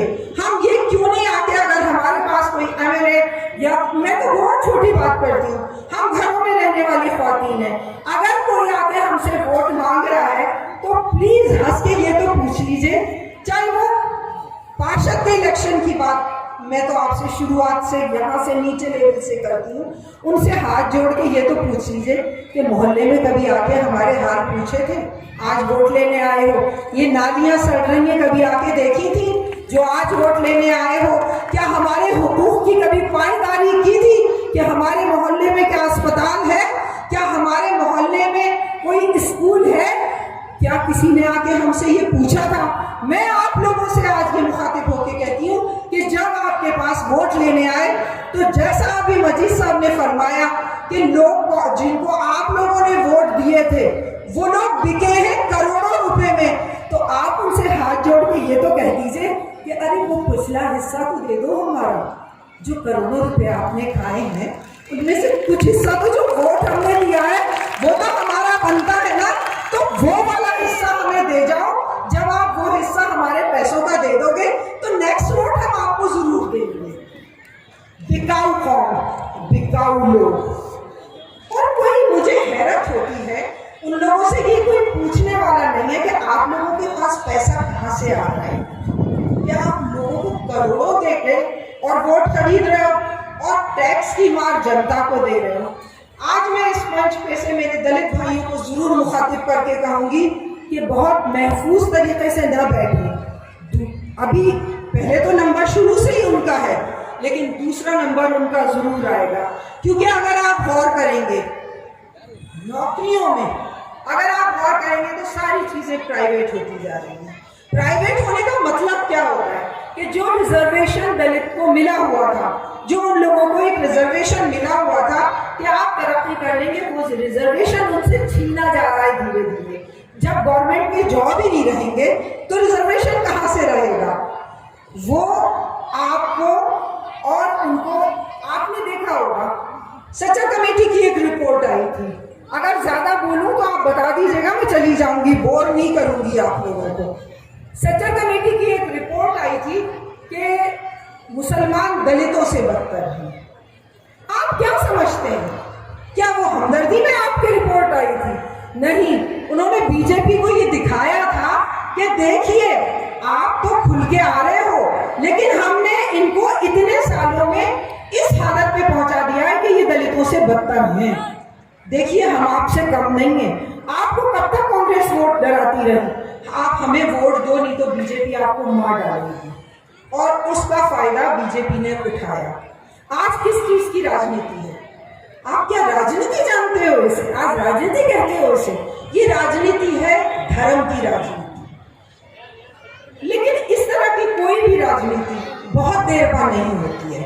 शायद आपको पता होगा हिटलर ने जब जीता है तो इस दर्जे की उसके फॉलोअर थे, इतने लोग थे कि गिनती नहीं शुमार होती थी। लेकिन किसी भी जालिम का अंत होता है उन्हीं लोगों के हाथों जो उनके फॉलोअर होते हैं। अभी आपने देखा होगा और सुना होगा, पता नहीं शायद मेरी बात किसी को अच्छी लगे या ना लगे, ये जो कांवड़िया जाते हैं उन लोगों ने एक हिंदू आर्मी वाले को मार दिया। आप अगर रावण पैदा करोगे तो वो रावण आपके घर को भी जलाएगा। ये मत सोचिए कि भूल जाइए उस चीज को, आपके गले भी आएगी। आपके ज्यादातर मैं लोगों को यही कहती हूँ कि नेताओं के बच्चे पढ़ते हैं ऑक्सफोर्ड में, यूनिवर्सिटीज में, बड़े बड़े बाहर जर्मन जाते हैं, कनाडा जा रहे हैं। और जो आम हिंदू है, मैं तो हिंदुओं से भी हमदर्दी रखती हूँ। क्यों रखती हूँ? कि वो बेवकूफ बन रहे हैं और एक वक्त आएगा जब उनको होश आएगा ना तो उनके पास कोई चारा नहीं होगा। और आपके बच्चे क्या करवा रहे हैं? आपके बच्चों को लाठी चलाना सिखाया जा रहा है, लिंचिंग सिखाई जा रही है, और आपको एहसास भी नहीं हो रहा है कि आपके बच्चों का क्या हशर हो रहा है। तो मैं फिर वापस से अपने एक बार फिर ख्वातीन के नाम पे फिर एक बात कहूँगी कि ख्वातीन को फिर एक बार जज्बे के साथ उठना पड़ेगा। सियासत में एक मजबूत मुकाम पैदा करना पड़ेगा। आपको अपने मोहल्लों में देखिए, मैं हमेशा एक बात कहती हूँ कि काम जैसे कि हमारे एसडीपीआई वाले काम करते हैं, छोटे लेवल से काम करना शुरू करना पड़ेगा। आपको मोहल्लों से काम करना पड़ेगा। आपके मोहल्लों से एक दूसरे के दुख दर्द में जब आप शरीक होना शुरू करेंगी, आप एहतजाज करना शुरू करेंगी। आपको मैं बहुत बड़ी बातें नहीं कह रही, आप छोटी छोटी बातों पर एहतजाज करना शुरू करेंगी। आपके यहाँ पानी की प्रॉब्लम है, आपके यहाँ नाली की प्रॉब्लम है, आप जाइए अपने पार्षद के, कौन है वो, होगा कोई, हमने वोट देके आपको खड़ा किया था, आपको इस मुकाम पे पहुंचाया है, तो हम आपका गरेबान पकड़ के काम करने का भी हक रखते हैं। आप वहां जाइए, उनसे काम करवाइए। और जब तक आप अपने हक को इस्तेमाल नहीं करेंगे, आपको अपना हक इस्तेमाल करना आना पड़ेगा। आपको कोई कश्तरी में रख के नहीं देगा कि लीजिए आप अपना हक ले लीजिए। आपको उस हक को छीनना पड़ेगा, आपको उसको हक को लेना पड़ेगा। और उस हक के लिए आपके पास बहुत सारी नजीरें हैं, बहुत सारी मिसालें हैं, बहुत सारी औरतें जिन्होंने बहुत काम किए। हजरत महल है, अवध की मलका थी जिन्होंने के परचम उठाया था। आपके जो आज आपका हिंदुस्तान का परचम है, झंडा है, वो एक मुसलमान औरत का डिजाइन किया हुआ है। आपको उन पे आपको फख्र करने के लिए बहुत सारी ऐसी औरतें हैं। और मैं आज फिर एक बात आप लोगों से कह के जा रही हूँ, औरतों में जितनी सबर, पनाह और ताकत होती है, क्योंकि एक साइंटिफिक फैक्ट है कि अगर 17 हड्डियां एक साथ टूटे तो कोई भी इंसान खत्म हो जाता है। लेकिन जब औरत एक बच्चा पैदा करती है तो 22 हड्डियां एक साथ टूटे, इतनी तकलीफ गवारा करती है। तो जिस औरत में इतनी हिम्मत अल्लाह ताला ने दिया, वो क्या नहीं कर सकती, वो दुनिया का रुख बदल सकती है। रेवोल्यूशन औरतों से आता है। आखिर में एक ही बात कहते जाऊंगी कि हक गोई बेबाकी आईने जवां मर्दी, हक गोई बेबाकी आईने जवां मर्दी, अल्लाह के शेरों को आती नहीं होगा। SDP national general secretary Yasmin Farooqui साहिबा का मैं दिल की गहराइयों से शुक्रिया अदा करता हूँ। इसके बाद एसडीपी नेशनल वाइस प्रेसिडेंट जनाब बीएम कामले साहब को दावत देता हूँ कि वो पोडियम पर तशरीफ लाएं।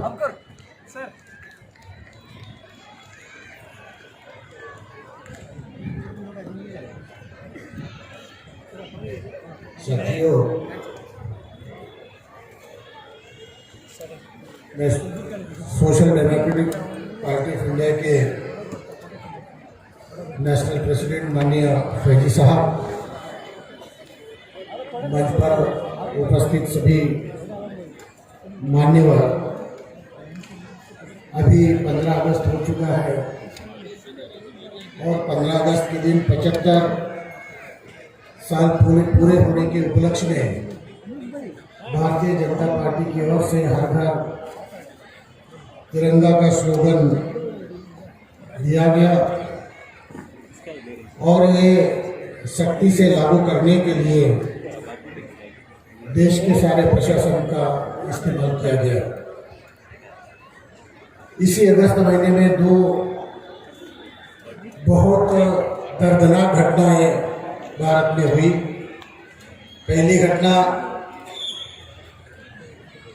एक बिल्किस बानो के साथ जिन्होंने घिनौना काम किया, उनको रिहा किया गया और सिर्फ रिहा ही नहीं किया बल्कि रिहा करने की जो वजह है वो उससे भी घिनौनी है।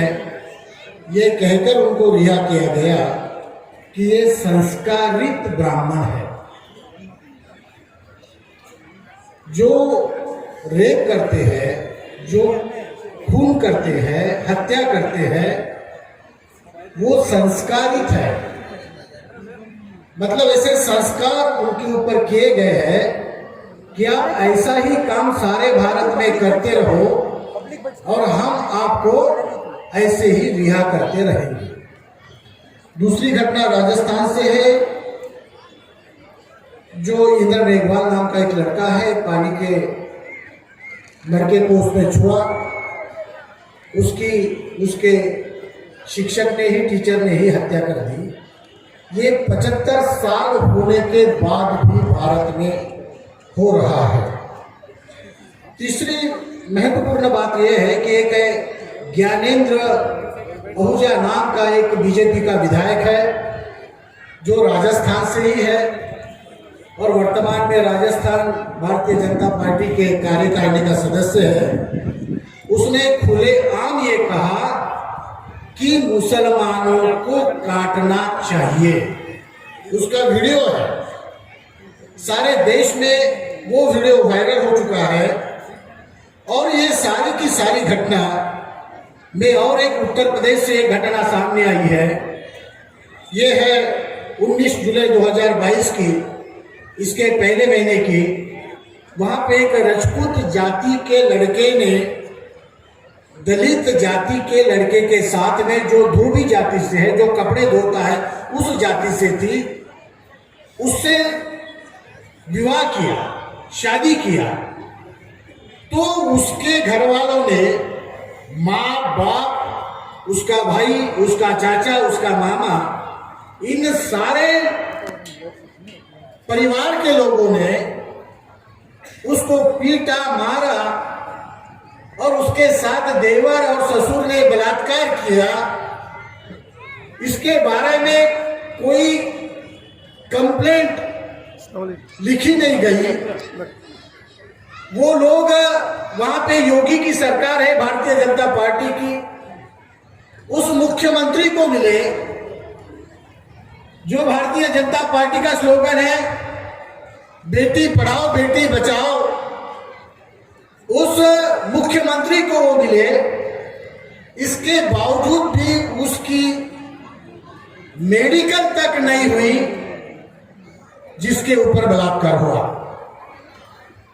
हम लोग 75 साल का जश्न मना रहे हैं, मगर हम लोग आजाद नहीं है। मुल्क आजाद हुआ मगर मुल्क की जनता आजाद नहीं हुई। और इसकी मुख्य वजह यह है कि हम लोग जो है इसके लिए खुद जिम्मेवार है। हमारी एक नहीं हजारों समस्या है। हमारे ऊपर अन्याय होता है, अत्याचार होता है, हमको शिक्षा नहीं मिलती, हमारी नौकरियां खत्म हो चुकी है, मॉब लिंचिंग होता है, हजारों समस्या है। मगर एक समस्या हमको पता नहीं है जो बहुत महत्वपूर्ण है, जिसके ऊपर हमको काम करना चाहिए। और वो एक समस्या ये है कि हम लोग किसी भी समस्या का समाधान करने लायक खुद को नहीं बना पाए हैं। यदि हम लोग समस्या का समाधान करने लायक होते तो वोट कहां देना चाहिए, ये हमको समझ होती। और ये यदि हमको समझ होती तो जिन लोगों को हम वोट देते हैं, डर के मारे देते हैं, पैसे में देते हैं, लालच में देते हैं, हमारे एमपी और एमएलए करोड़ों में बिकते हैं, हम हजारों में बिकते हैं। और हजारों में बिकने के बाद में जब वो सत्ता में जाते हैं और सत्ता में जाकर वो अपनी विचारधारा को हमारे ऊपर थोपते हैं, और उनकी विचारधारा जो है वो है जातिवाद, वो है गैर बराबरी, वो है मुस्लिम द्वेष, वो है दलित द्वेष। ये आपके ऊपर थोपते हैं और थोपने के बाद में हमारा जब मॉब लिंचिंग होता है, हमारी जब हत्या होती है, हमारे महिलाओं के ऊपर जब बलात्कार होते हैं, हमारी नौकरियां जब खत्म होती है, हमारी समस्या में बढ़ोतरी होती है, तो हम चिल्लाते हैं हमारे ऊपर बहुत बड़ा अन्याय हो रहा है। अन्याय खुद आप अपने ऊपर करने के लिए वोट के माध्यम से उनको आजादी देते हो, और बाद में जब वो 5 साल आपके ऊपर अन्याय करते हैं तो आप चिल्लाते रहते हो कि हमारे ऊपर अन्याय करते हैं। आपको ये पता होना चाहिए कि उनको अन्याय करने का लाइसेंस आप लोगों ने दिया है। और इसीलिए हमने 25 साल सामाजिक संगठन में काम करने के बाद में ये तय किया कि भारत में दलित मुस्लिम पिछड़ा यदि इकट्ठा आता है तो इस देश का प्रधानमंत्री, कर्नाटक का मुख्यमंत्री आपका और हमारा होगा। माजिद हो सकता है, भास्कर हो सकता है, राजेश हो सकता है, कोई लिंगायत हो सकता है, मगर वो हमारा होगा। और जब वो हमारे विचार का होगा तो उसके माध्यम से हमारे हकों का रक्षा होगा, जो आज नहीं हो रहा है। और इसीलिए इस मंच के माध्यम से हम आपको सचेत करना चाहते हैं कि हजरत अली ने एक हमें आदेश दिया था कि 2 आदमियों से कभी दोस्ती मत करना। एक है मगरूर। मगरूर का मतलब होता है जिसको गुरूर होता है, क्या कर लोगे तुम मेरा, और तो तुमको मुझे ही देना है, चाहे कुछ भी हो जाए। ये गरूर होता है।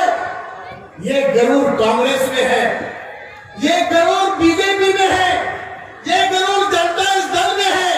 कहां जाओगे, वो तो हमें ही देना होगा। और दूसरा होता है मशरूक। मशरूक वो इंसान होता है कि जो आपकी तरफ देखता नहीं है, घमंडी होता है, जिसमें अंदर घमंड होता है। तो ये मगरूर होता है जो आपकी तरफ देखता नहीं। आपकी समस्या है मुस्लिम के, दलित के, ओबीसी के, पिछड़े के, चलो इनके तो वर्ण व्यवस्था में, जाति व्यवस्था में ऐसे ही है, इनके साथ वही व्यवहार होना चाहिए। तो ये जो हो रहा है, हजरत अली ने आपको आदेश दिया कि मगरूर और मशरूक लोगों को साथ नहीं देना चाहिए। आप देते हो तो सजा भी आपको भुगतना होगा। और इसीलिए हम आपसे रिक्वेस्ट करते हैं, विनती करते हैं कि आने वाले समय में social democratic party of India का कोई भी आदमी, कोई भी कैंडिडेट, चाहे वो किसी की जाति का हो, किसी भी धर्म का हो, यदि वो एसडीपीआई से चुनाव लड़ रहा है तो उसको ये सोचकर वोट मत ना देना कि ये तो 2000 वोट लेगा, 5000 लेगा, 25,000 लेगा, ये तो 2 नंबर पे आएगा, ये 2 नंबर पे नहीं आएगा। वो जो भी वोट देंगे वो आपकी ताकत दिखलाएगी, और ये ताकत हारा हुआ कैंडिडेट की भी एक ताकत होती है। आपको पता नहीं है, हारे हुए कैंडिडेट की भी एक ताकत होती है। वो कैंडिडेट भी जाकर कलेक्टर को, डीएम को, एसपी को धमकाता है कि मुझे 25,000 वोटों का समर्थन है। आपको ये बात मेरी माननी होगी। और यदि आप इस तरह से बिना डर के मारे एसडीपीआई के उम्मीदवारों को यदि वोट देते हो तो धीरे धीरे दलित और ओबीसी के लोग भी आपको वोट देते जाएंगे कि ये ईमानदार लोग हैं, ये लोग संविधान की रक्षा करने वाले हैं, ये संविधान को बचाने वाले हैं, ये दलितों के साथ में न्याय करने वाले हैं, ये अन्याय सहन करने वाले नहीं है। और आपके खून में, इस कर्नाटका के खून में बसवन्ना की विचारधारा है। इस कर्नाटका की जमीन में टीपू सुल्तान की शहादत है। इस भारत में बाबा साहब अम्बेडकर की विरासत है। आप लोगों के माध्यम से ही बाबा साहब अम्बेडकर संविधान सभा में चुन कर गए। फजलुल हक यदि नहीं होते तो शायद बाबा साहब अम्बेडकर संविधान सभा में चुन कर नहीं जाते। और जब बाबा साहब अम्बेडकर संविधान सभा में चुन कर नहीं जाते तो शेड्यूल कास्ट की, दलितों की, पिछड़ों की, आदिवासियों की और मुसलमानों की हितों की रक्षा नहीं कर सकते। और इसीलिए संविधान जो है वर्तमान में कागज पर है, और संविधान की रक्षा करने का बीड़ा एसडीपीआई ने उठाया है, वो आपके बलबूते पर उठाया है। एसडीपीआई की वास्तविक ताकत हम लोग नहीं है, एसडीपीआई की वास्तविक ताकत आप लोग हैं। आपके ताकत की वजह से हमारे पास में ताकत आती है, और हम लोग समाज में जाकर डंके की चोट पर आपके समस्याओं को उजागर करते हैं। हमको ईडी नहीं डरा सकती, सीबीआई नहीं डरा सकती, पुलिस नहीं डरा सकती, क्योंकि जनता ने ही ये सारा चीजें जो है हमको दी है। कपड़े जनता देती है, जूते जनता देती है, खाना जनता देती है, ट्रैवलिंग चार्जेस जनता देती है। हमारे पास ईडी को क्या मिलेगा? मिलेगा तो सारा जनता का मिलेगा। जनता को ईडी कोर्ट में नहीं खींच सकती, जनता को ईडी पुलिस स्टेशन नहीं बुला सकती, क्योंकि जनता नाम का कोई एक शख्स नहीं है, बहुत सारे शख्स मिलकर जनता बनती है। और जनता वो ताकत होती है, या तो वो सरकार बना भी सकती है, जनता वो ताकत होती है, सरकार को नीचे उतार भी सकती है। जनता चाहे तो इस देश में फिर से टीपू सुल्तान, बसवन्ना और बाबा साहब और हमारे समस्त महापुरुषों का विचार स्थापित कर सकती है। आप इस दिशा में प्रयास करोगे, ऐसी आशा और विश्वास व्यक्त करते हुए हम अपनी बात यहीं पर समाप्त करते हैं। धन्यवाद। जय संविधान, जय एसडीपीआई।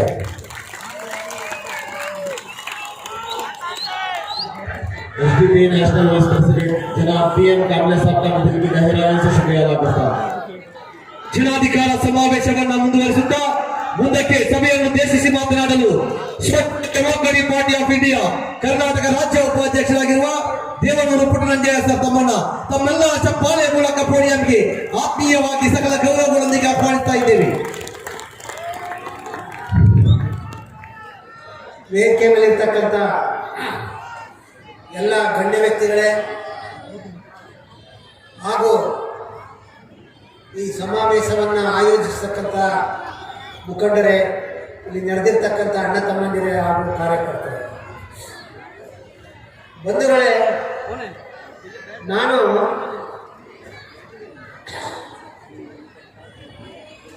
ಇದುವರೆಗೆ ಮಾತಾಡಿದಂಥ ಸ್ಪೀಚಸ್ ಅನ್ನು ನೀವು ಕೇಳಿದ್ದೀರಿ. ಇಲ್ಲಿ ನಾನು ರಾಜಕೀಯ ಸ್ಥಿತಿಗತಿಗಳ ಬಗ್ಗೆ ಮತ್ತೆ ನಾವು ಬದಲಾವಣೆ ಮಾಡ್ಕೊಳ್ಳೋದ್ರ ಬಗ್ಗೆ ಮಾತ್ರ ನಾನು ಹೇಳಲಿಕ್ಕೆ ಇಷ್ಟಪಡ್ತೀನಿ. ಇವತ್ತು ರಾಜಕೀಯ ಕ್ಷೇತ್ರ ಅಂದರೆ ಅದು ಒಂದು ಸಂಶೋಧನೆ, ರಿಸರ್ಚ್. ಜನರ ಸಮಸ್ಯೆಗಳನ್ನು ಆಲಿಸುವುದು, ಕಣ್ಣಾರೆ ನೋಡುವುದು, ಪರಿಶೀಲಿಸುವುದು, ಅದರ ನಿವಾರಣೆಗೆ ಕ್ರಮ ಕೈಗೊಳ್ಳಬೇಕಾದಂಥ ರಾಜಕೀಯ ಇವತ್ತು ಶಿಕ್ಷಣ, ವ್ಯಾಪಾರ, ಧರ್ಮ ಎಲ್ಲ ದಂಧೆ ಆಗಿದೆ. ಈಗ ರಾಜಕೀಯ ಯಾವ ರೀತಿ ನಡೀತಾ ಇದೆ ಅಂತಂದ್ರೆ, ರಾಜಕೀಯ ಪಕ್ಷದಲ್ಲಿರ್ತಕ್ಕಂಥ ವ್ಯಕ್ತಿಗಳಿಗೆ ಜನಸೇವೆ ಗೊತ್ತಿಲ್ಲ, ಸೂಕ್ಷ್ಮ ಸಂವೇದನೆ ಇಲ್ಲ, ಸಂವಿಧಾನ ಗೊತ್ತಿಲ್ಲ, ಮತ್ತೆ ಜನರ ನಡುವೆ ನಿಂತು ಕೆಲಸ ಮಾಡ್ತಕ್ಕಂಥ ವ್ಯವಧಾನ ಇಲ್ಲ. ಒಂದು ರೀತಿ ಜೂಜು, ಹಣ ಹಾಕೋದು, 100 ಕೋಟಿ ಹಣ ಹಾಕೋದು, 1000 ಕೋಟಿ ಲೂಟಿ ಮಾಡೋದು, ದಂಧೆ, ವ್ಯಾಪಾರ, ವಾಣಿಜ್ಯ, ವರ್ಗಾವಣೆ, ಕಾಡು, ನೆಲ, ಭೂಮಿ ಇವೆಲ್ಲವನ್ನು ಲೂಟಿ ಮಾಡ್ತಕ್ಕಂಥದ್ದೇ ಇವತ್ತು ರಾಜಕೀಯ ಆಗಿದೆ. ಬಂಧುಗಳೇ, ನಾವು ಈ 3 ರಾಜಕೀಯ ಪಕ್ಷಗಳು ಅದರಲ್ಲಿ ಒಂದು 5% ಉತ್ತಮವಾದವ್ರು ಇರ್ಬೋದು, ಇಲ್ಲ ಅಂತ ನಾನು ಹೇಳೋದಿಲ್ಲ. ಆದರೆ ಆ 3 ರಾಜಕೀಯ ಪಕ್ಷಗಳು ಈ ಸ್ವತಂತ್ರ ಬಂದ 75 ವರ್ಷಗಳಲ್ಲಿ ಅವರು ಸಂವಿಧಾನವನ್ನ ಜಾರಿ ಮಾಡಲಿಕ್ಕೆ ಬಿಟ್ಟಿಲ್ಲ. ಸುತ್ತ ರೈಫಲ್ ಹಿಡ್ಕೊಂಡು ನಿಂತಿದ್ದಾರೆ, ಆ ಸಂವಿಧಾನವನ್ನು ಕಟ್ಟಾಕಿದ್ದಾರೆ. ಇದು ಇವತ್ತಿನ ರಾಜಕೀಯ ಪರಿಸ್ಥಿತಿ. ಹಾಗಾದ್ರೆ ಈಗ ನಮ್ಮ ಎಸ್ಟಿಪಿ ಪಾತ್ರ ಏನು? ಇದೇ ರೀತಿ ನಾವು ಮೋಸ ಹೋಗ್ಬೇಕಾ? ಒಂದೊಂದ್ಸರಿ ಚುನಾವಣೆ ಬಂದಾಗಲೂ ಕೂಡ ಬೇರೆ ಬೇರೆ ಮುಖವಾಡ ಹಾಕೊಂಡು ಬರ್ತಾರೆ, ವಂಚಿಸ್ತಾರೆ, ಮೋಸ ಮಾಡ್ತಾರೆ, ಎಲ್ಲ ಇದೆ. ಮತ್ತೆ ಯಾವುದೇ ರಾಜಕೀಯ ಪಕ್ಷಗಳಲ್ಲೂ ಕೂಡ ದಲಿತರನ್ನ ಪ್ರತಿನಿಧಿಸ್ತಕ್ಕಂಥವ್ರು ಇರ್ಬೋದು, ಅಲ್ಪಸಂಖ್ಯಾತರ ಪ್ರತಿನಿಧಿಸ್ತಕ್ಕಂಥವ್ರು ಇರ್ಬೋದು, ಅವರು ನಿಮ್ಮ ಏರಿಯಾದ ಸಮಸ್ಯೆ ಬಗ್ಗೆ ಅವರು ಒಂದು ಬ್ಲೂ ಪ್ರಿಂಟ್ ಅನ್ನ ತಯಾರು ಮಾಡಿರೋದಿಲ್ಲ. ರಸ್ತೆ ಆಗಲಿ, ನೀರಾಗಲಿ, ಚರಂಡಿ ಆಗಲಿ, ಒಂದು ಕ್ರಿಯಾ ಯೋಜನೆಯನ್ನ ಮಾಡಿ ಆ ಪಕ್ಷದ ಮೇಲೆ ಅವರು ಒತ್ತಡ ತರೋದಿಲ್ಲ. ಆದರೆ ನಮ್ಮ ಎಸ್ಟಿಪಿ ಪಕ್ಷ ಆಗಲ್ಲ. ಅದಕ್ಕೆ ಬದಲಾವಣೆಯನ್ನು ನಾವು ಕೊಂಡ್ಕೊಳ್ತೀವಿ. ನಿಮ್ಮ ಮನೇಲಿ ಒಂದು ಹೆಣ್ಮಗುನ ಮದುವೆ ಮಾಡಬೇಕಾದ್ರೆ ಎಷ್ಟು ಎಚ್ಚರ ತಗೊಳ್ತೀವಿ, ಅಷ್ಟೇ ಎಚ್ಚರದಿಂದ, ಜವಾಬ್ದಾರಿಯಿಂದ ಎಸ್ಟಿಪಿ ಪಕ್ಷ ರಾಜಕೀಯ ವ್ಯಕ್ತಿಗಳನ್ನ ಸುಧಾರಣೆ ಮಾಡಲಿಕ್ಕೆ, ಮತ್ತೆ ರಾಜಕೀಯವನ್ನ ನಮ್ಮ ಪಕ್ಷ ಬೇರೆ ರೀತಿ ಪಕ್ಷ ಅಲ್ಲ, ಒಂದು ಆಂತರಿಕ ಪ್ರಜಾಪ್ರಭುತ್ವ ಇದೆ. ನಾವು ಚುನಾವಣೆಗೆ ಆಯ್ಕೆ ಮಾಡಬೇಕಾದ್ರೆ ಸರಳವಾಗಿರೋನ್ನ, ಪ್ರಾಮಾಣಿಕವಾಗಿರೋನ್ನ, ಕ್ರಿಯಾಶೀಲವಾಗಿರೋನ್ನ, ಮತ್ತೆ ಪ್ರಾತಿನಿಧ್ಯದಿಂದ ವಂಚಿತರಾದಂಥ ಎಲ್ಲ ಜಾತಿಯ, ಧರ್ಮದ ವ್ಯಕ್ತಿಗಳನ್ನು ನಾವು ಆಯ್ಕೆ ಮಾಡ್ತೀವಿ. ಅಂತ ಒಂದು ಆಯ್ಕೆ ಮಾಡ್ತಕ್ಕಂಥ ಪಕ್ಷ ಇದ್ರೆ ಅದು ಎಸ್ಟಿಪಿ ಪಕ್ಷ. ನೋಡಿ, ಮತ್ತೆ ಏಕಾಏಕಿ ಇದು ಎಸ್ಟಿಪಿ ಪಕ್ಷ ದಿಢೀರ್ನೆ ಹಣ ಮಾಡಲಿಕ್ಕೆ, ದಂಧೆ ಮಾಡಲಿಕ್ಕೆ, ರಾಜಕೀಯ ಮಾಡಲಿಕ್ಕೆ ಒಟ್ಕೊಂಡಂತ ಪಕ್ಷ ಅಲ್ಲ. ಈ ಪಕ್ಷದ ಉಗಮದ ಬಗ್ಗೆ ನಾನು 1-2 ಮಾತನ್ನ ಹೇಳಲಿಕ್ಕೆ ಇಷ್ಟಪಡ್ತೀನಿ. ಗೋಧ್ರಾದಲ್ಲಿ ಹತ್ಯಾಕಾಂಡ ಆದಾಗ ಇಡೀ ರಾಷ್ಟ್ರದ ಮುಸ್ಲಿಂ ಜನತೆ ತುಂಬಾ ದಿಗ್ಭ್ರಾಂತರಾಯ್ತಾರೆ. ಏನ್ ಮಾಡೋದು ಅಂತ ಹೇಳಿ ಎಲ್ಲ ತಲೆ ಕೆಡಿಸ್ಕೊಳ್ತಾರೆ. ಇದಕ್ಕೆಲ್ಲ ಏನ್ ಕಾರಣ ಅಂತ ಅವರು ಚಿಂತನೆ ಮಾಡ್ತಾರೆ. ಆಗ ನಮ್ಮ ಕೈಲಿ ರಾಜಕೀಯ ಅಧಿಕಾರ ಇಲ್ಲದೆ ಇರೋದಕ್ಕೆ ಇಂಥ ಕೊಲೆ, ಸುಲಿಗೆ ಘಟನೆಗಳು ನಮ್ಮ ಮೇಲೆ ನಡೀತದೆ. ನಮ್ಮಲ್ಲೂ ಕೂಡ ರಾಜಕೀಯ ಅಧಿಕಾರ ಇದ್ದಿದ್ರೆ ಇದು ಆಗ್ತಾ ಇರಲಿಲ್ಲ ಅಂತಕ್ಕಂಥದ್ದು ಅವರಲ್ಲಿ ಚಿಂತನೆ ಬರುತ್ತೆ. ಹಾಗಾಗಿ 2-3 ವರ್ಷ ಇಡೀ ದೇಶಾದ್ಯಂತ ಸುತ್ತಾಟ ಮಾಡಿ ಒಂದೊಂದು ರಾಜ್ಯದಲ್ಲಿ ಇರ್ತಕ್ಕಂಥ ಪ್ರೋಗ್ರೆಸಿವ್ ಸಂಘಟನೆಗಳನ್ನೆಲ್ಲ ಮೀಟ್ ಮಾಡಿ ಅಲ್ಲಿ ಚರ್ಚೆ ಮಾಡಿ ಆಮೇಲೆ ಅವರು ಈ ರಾಜಕೀಯ ಪಕ್ಷವನ್ನ ಅಸ್ತಿತ್ವಕ್ಕೆ ತರಬೇಕಾದ್ರೆ ಏನು ಹೆಸರಿಡಬೇಕು ಅಂತ ಯೋಚನೆ ಮಾಡ್ತಾರೆ. ಆಗ ಹಸಿಮುಕ್ತ ಭಾರತ, ಭಯಮುಕ್ತ ಭಾರತ ಅನ್ನುವಂಥ ಒಂದು ನಿರ್ಮಾಣ, ಒಂದು ಧ್ಯೇಯ ವಾಕ್ಯವೊಂದಿಗೆ ಅವರು ಎಲೆಕ್ಷನ್ ಕಮಿಷನರಲ್ಲಿ ನೋಂದಣಿ ಮಾಡ್ತಾರೆ. ಇವತ್ತು ಬಂಧುಗಳೇ, STPI ಪಕ್ಷ ಇರಲೇ ಇಲ್ಲ ಅಂತ ತಿಳ್ಕೊಬೇಡಿ. ಏನಾಗ್ತಿತ್ತು ನೀವು ಊಹೆ ಮಾಡಿ. ಎಷ್ಟು ಸಾವು ನೋವುಗಳು ಕೊಲೆ ಆಗ್ತದೆ. ಇವತ್ತು ಯಾವುದೇ ರಾಜ್ಯದಲ್ಲಿ ಯಾವುದೇ ಇದರಲ್ಲಿದ್ದ ಏನೇ ದಲಿತರಿಗೆ, ಅಲ್ಪಸಂಖ್ಯಾತರಿಗೆ ಮತ್ತೆ ಸಮಾಜದ ಇತರ ವರ್ಗದವರಿಗೆ ಏನೇ ಆದರೂ ಕೂಡ ಬೀದಿಗಿಳಿಯಂಥದ್ದು ತಾತ್ವಿಕವಾಗಿ ಸೈದ್ಧಾಂತಿಕವಾಗಿ ಗಟ್ಟಿಯಾಗಿ ಬೀದಿಗಿಳಿತಕ್ಕಂಥ ಪಕ್ಷ ಅಂತಂದ್ರೆ ಅದು STPI. ಮತ್ತೆ STPIನ ಬಹಳ ವ್ಯವಸ್ಥಿತವಾಗಿ ಇದೊಂದು ಜಾತಿ ಪಕ್ಷ, ಇದೊಂದು ಜಾತಿ ಪಕ್ಷ, ಇದು ಒಂದು ಅಲ್ಪಸಂಖ್ಯಾತರ ಪಕ್ಷ ಅಂತಕ್ಕಂಥ ಒಂದು ಅಪಪ್ರಚಾರವನ್ನ ವ್ಯಾಪಕವಾಗಿ ಮಾಡ್ತಾ ಇದ್ದಾರೆ. ನೋಡಿ, ಸಂತೆ ಮರಳಿಯಲ್ಲಿ ಗಲಾಟೆ ಆದಾಗ ಇಬ್ಬರು ದಲಿತರನ್ನ ಕೊಂದಾಗ ಪಾದಯಾತ್ರೆ ಮಾಡ್ತು ಯಾವ STPI. ಅಷ್ಟೇ ಯಾಕೆ ಕನ್ನಡಿ ಅಂತಕ್ಕಂಥವನ್ನ ಮಂಜುನಾಥ ಧರ್ಮಸ್ಥಳದಲ್ಲಿ ಕೊಲೆಯಾದಾಗ ಪಾದಯಾತ್ರೆ ಮಾಡ್ತೀವಿ. ಹೀಗೆ ಎಲ್ಲಿ ಏನೇ ನಡೀತು ಅಂದ್ರೂ ಕೂಡ ಸಂವಿಧಾನವನ್ನು ನಾವು ಜಾರಿಗೆ ಒಬ್ಬ ನ್ಯಾಯಾಧೀಶ ಅಂಬೇಡ್ಕರ್ ಫೋಟೋವನ್ನು ಎತ್ತಿಸಿದಾಗ STPI ಬೀದಿಗಿಳಿತು. ಕಿಸಾನ್ ಜಾಗೋ ರೈತರ ಸಮಸ್ಯೆಗೆ ಬೀದಿಗಿಳಿತು. ಇಂಥ ಒಂದು ಇದನ್ನ ಇವರು ಏನ್ ಮಾಡ್ತಾ ಇದ್ದಾರೆ ಅಂದ್ರೆ ಒಂದು ಮುಸ್ಲಿಂ ಪಕ್ಷ ಅಂತಕ್ಕಂಥ ಪ್ರಾರಂಭ ಮಾಡಿದ್ದು ಮುಸ್ಲಿಂ ಪಕ್ಷನೇ ಇರ್ಬೋದು. ಇವತ್ತು ಎಲ್ಲ ಜಾತಿಯವರು, ಎಲ್ಲ ಧರ್ಮದವರು, ಎಲ್ಲ ವರ್ಗದವರು, ಸಕಲೆಂಟು ಜಾತಿ ಧರ್ಮದವರು ಕೂಡ ಇವತ್ತು ಈ ಪಕ್ಷದಲ್ಲಿ ಇದ್ದಾರೆ ಅಂತಕ್ಕಂಥದ್ದನ್ನ ನಾನು ಹೇಳಲಿಕ್ಕೆ ಮಾಡ್ತೀನಿ. ಹಾಗಾದ್ರೆ ಈಗ ಬಲ್ಕಿಸ್ ಬಾನು ಅದ್ರ ಬಗ್ಗೆ ಹೇಳಿದ್ದಾರೆ. ಬಲ್ಕಿಸ್ ಬಾನು ಅವ್ರಿಗೆ ಅಲ್ಲಿ ನಾನು ಹೇಳ್ತಕ್ಕಂಥದ್ದು ಏನು ಅಂತಂದ್ರೆ, ಈಗ ನ್ಯಾಯಾಲಯದಲ್ಲಿ ಈ ರೀತಿ ಘಟನೆ ನಮಗೆ ನ್ಯಾಯ ಸಿಗ್ತಾ ಇಲ್ಲ. ನ್ಯಾಯಾಲಯದಲ್ಲಿ ಇರ್ತಕ್ಕಂಥ ನ್ಯಾಯಾಧೀಶರು ಕೂಡ ಕರ್ತವ್ಯ ನಿರ್ವಹಿಸುವಾಗ ಆಳುವ ಪಕ್ಷಗಳಿಗೆ ಮಾಡಿಕೊಂಡು ನಿವೃತ್ತಿ ಆದ ನಂತರ ಉದ್ಯೋಗಗಳನ್ನು ಪಡೀತಾ ಇದ್ದಾರೆ. ಮತ್ತೆ ಈಗ ನ್ಯಾಯಾಲಯಗಳಲ್ಲಿ ಸಾಮಾನ್ಯ ಜನರಿಗೆ, ಹಿಂದುಳಿದವರಿಗೆ ಯಾರು ಕೂಡ ನ್ಯಾಯ ಸಿಗ್ತದೆ. ಹಾಗಾದ್ರೆ ಮುಂದೆ ಏನ್ ಮಾಡಬೇಕು? ಹಾಗಾಗಿ ನಮ್ಮ ಪಕ್ಷ ಬೇರೆ ರೀತಿಯ ಆಲೋಚನೆ ಮಾಡುತ್ತೆ. ನ್ಯಾಯಾಂಗದಲ್ಲೂ ಕೂಡ ಏನು ಸಿದ್ಧ, ಮಾದ, ಪಳನಿಸ್ವಾಮಿ, ಡೇವಿಡ್, ರಾಮಸ್ವಾಮಿ ನಾಯ್ಕರು ಎಲ್ಲರೂ ಕೂಡ ಅಲ್ಲಿ ಇರಬೇಕು. ಆ ನ್ಯಾಯಾಂಗದಲ್ಲೂ ಕೂಡ ಮೀಸಲಾತಿ ತರಬೇಕು. ಆಗ ಇಂಥ ಅಟ್ರಾಸಿಟಿಗಳು ಕಡಿಮೆ ಆಗ್ತದೆ. ಪೊಲೀಸ್ ಇಲಾಖೆಯಲ್ಲಿ ಆ ಜನಸಂಖ್ಯೆಗೆ ಅನುಗುಣವಾಗಿ ಆ ಪೊಲೀಸ್ ಇಲಾಖೆನಲ್ಲೂ ಕೂಡ ದಲಿತರು, ಅಲ್ಪಸಂಖ್ಯಾತರು, ಇನ್ನಿತರ ವರ್ಗದವರು ಕೂಡ ಇದ್ದಾಗ ಆಗುತ್ತೆ.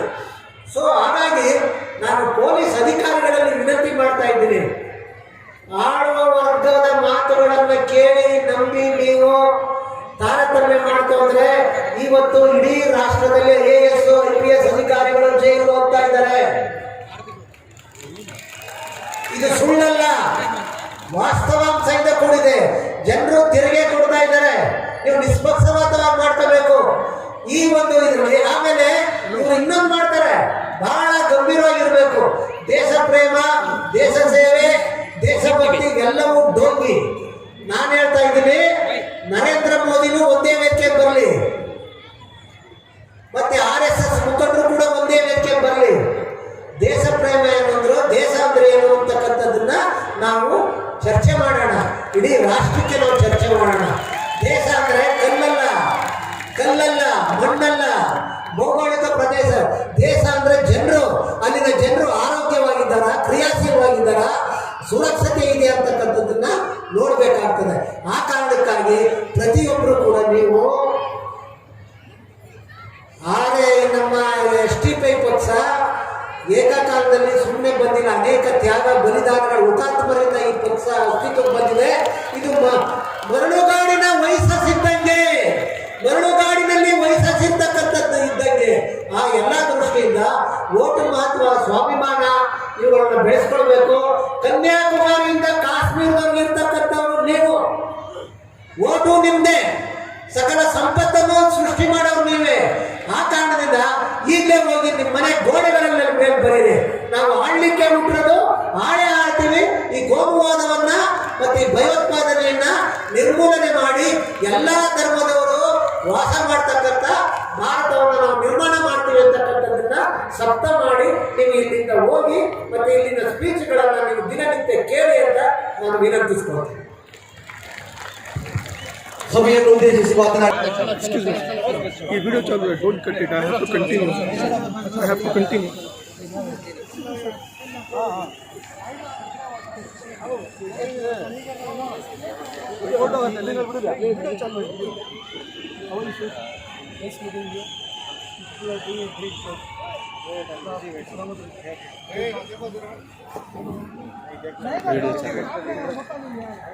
पकड़े हैं फोटोज जैद भाई खरीद दो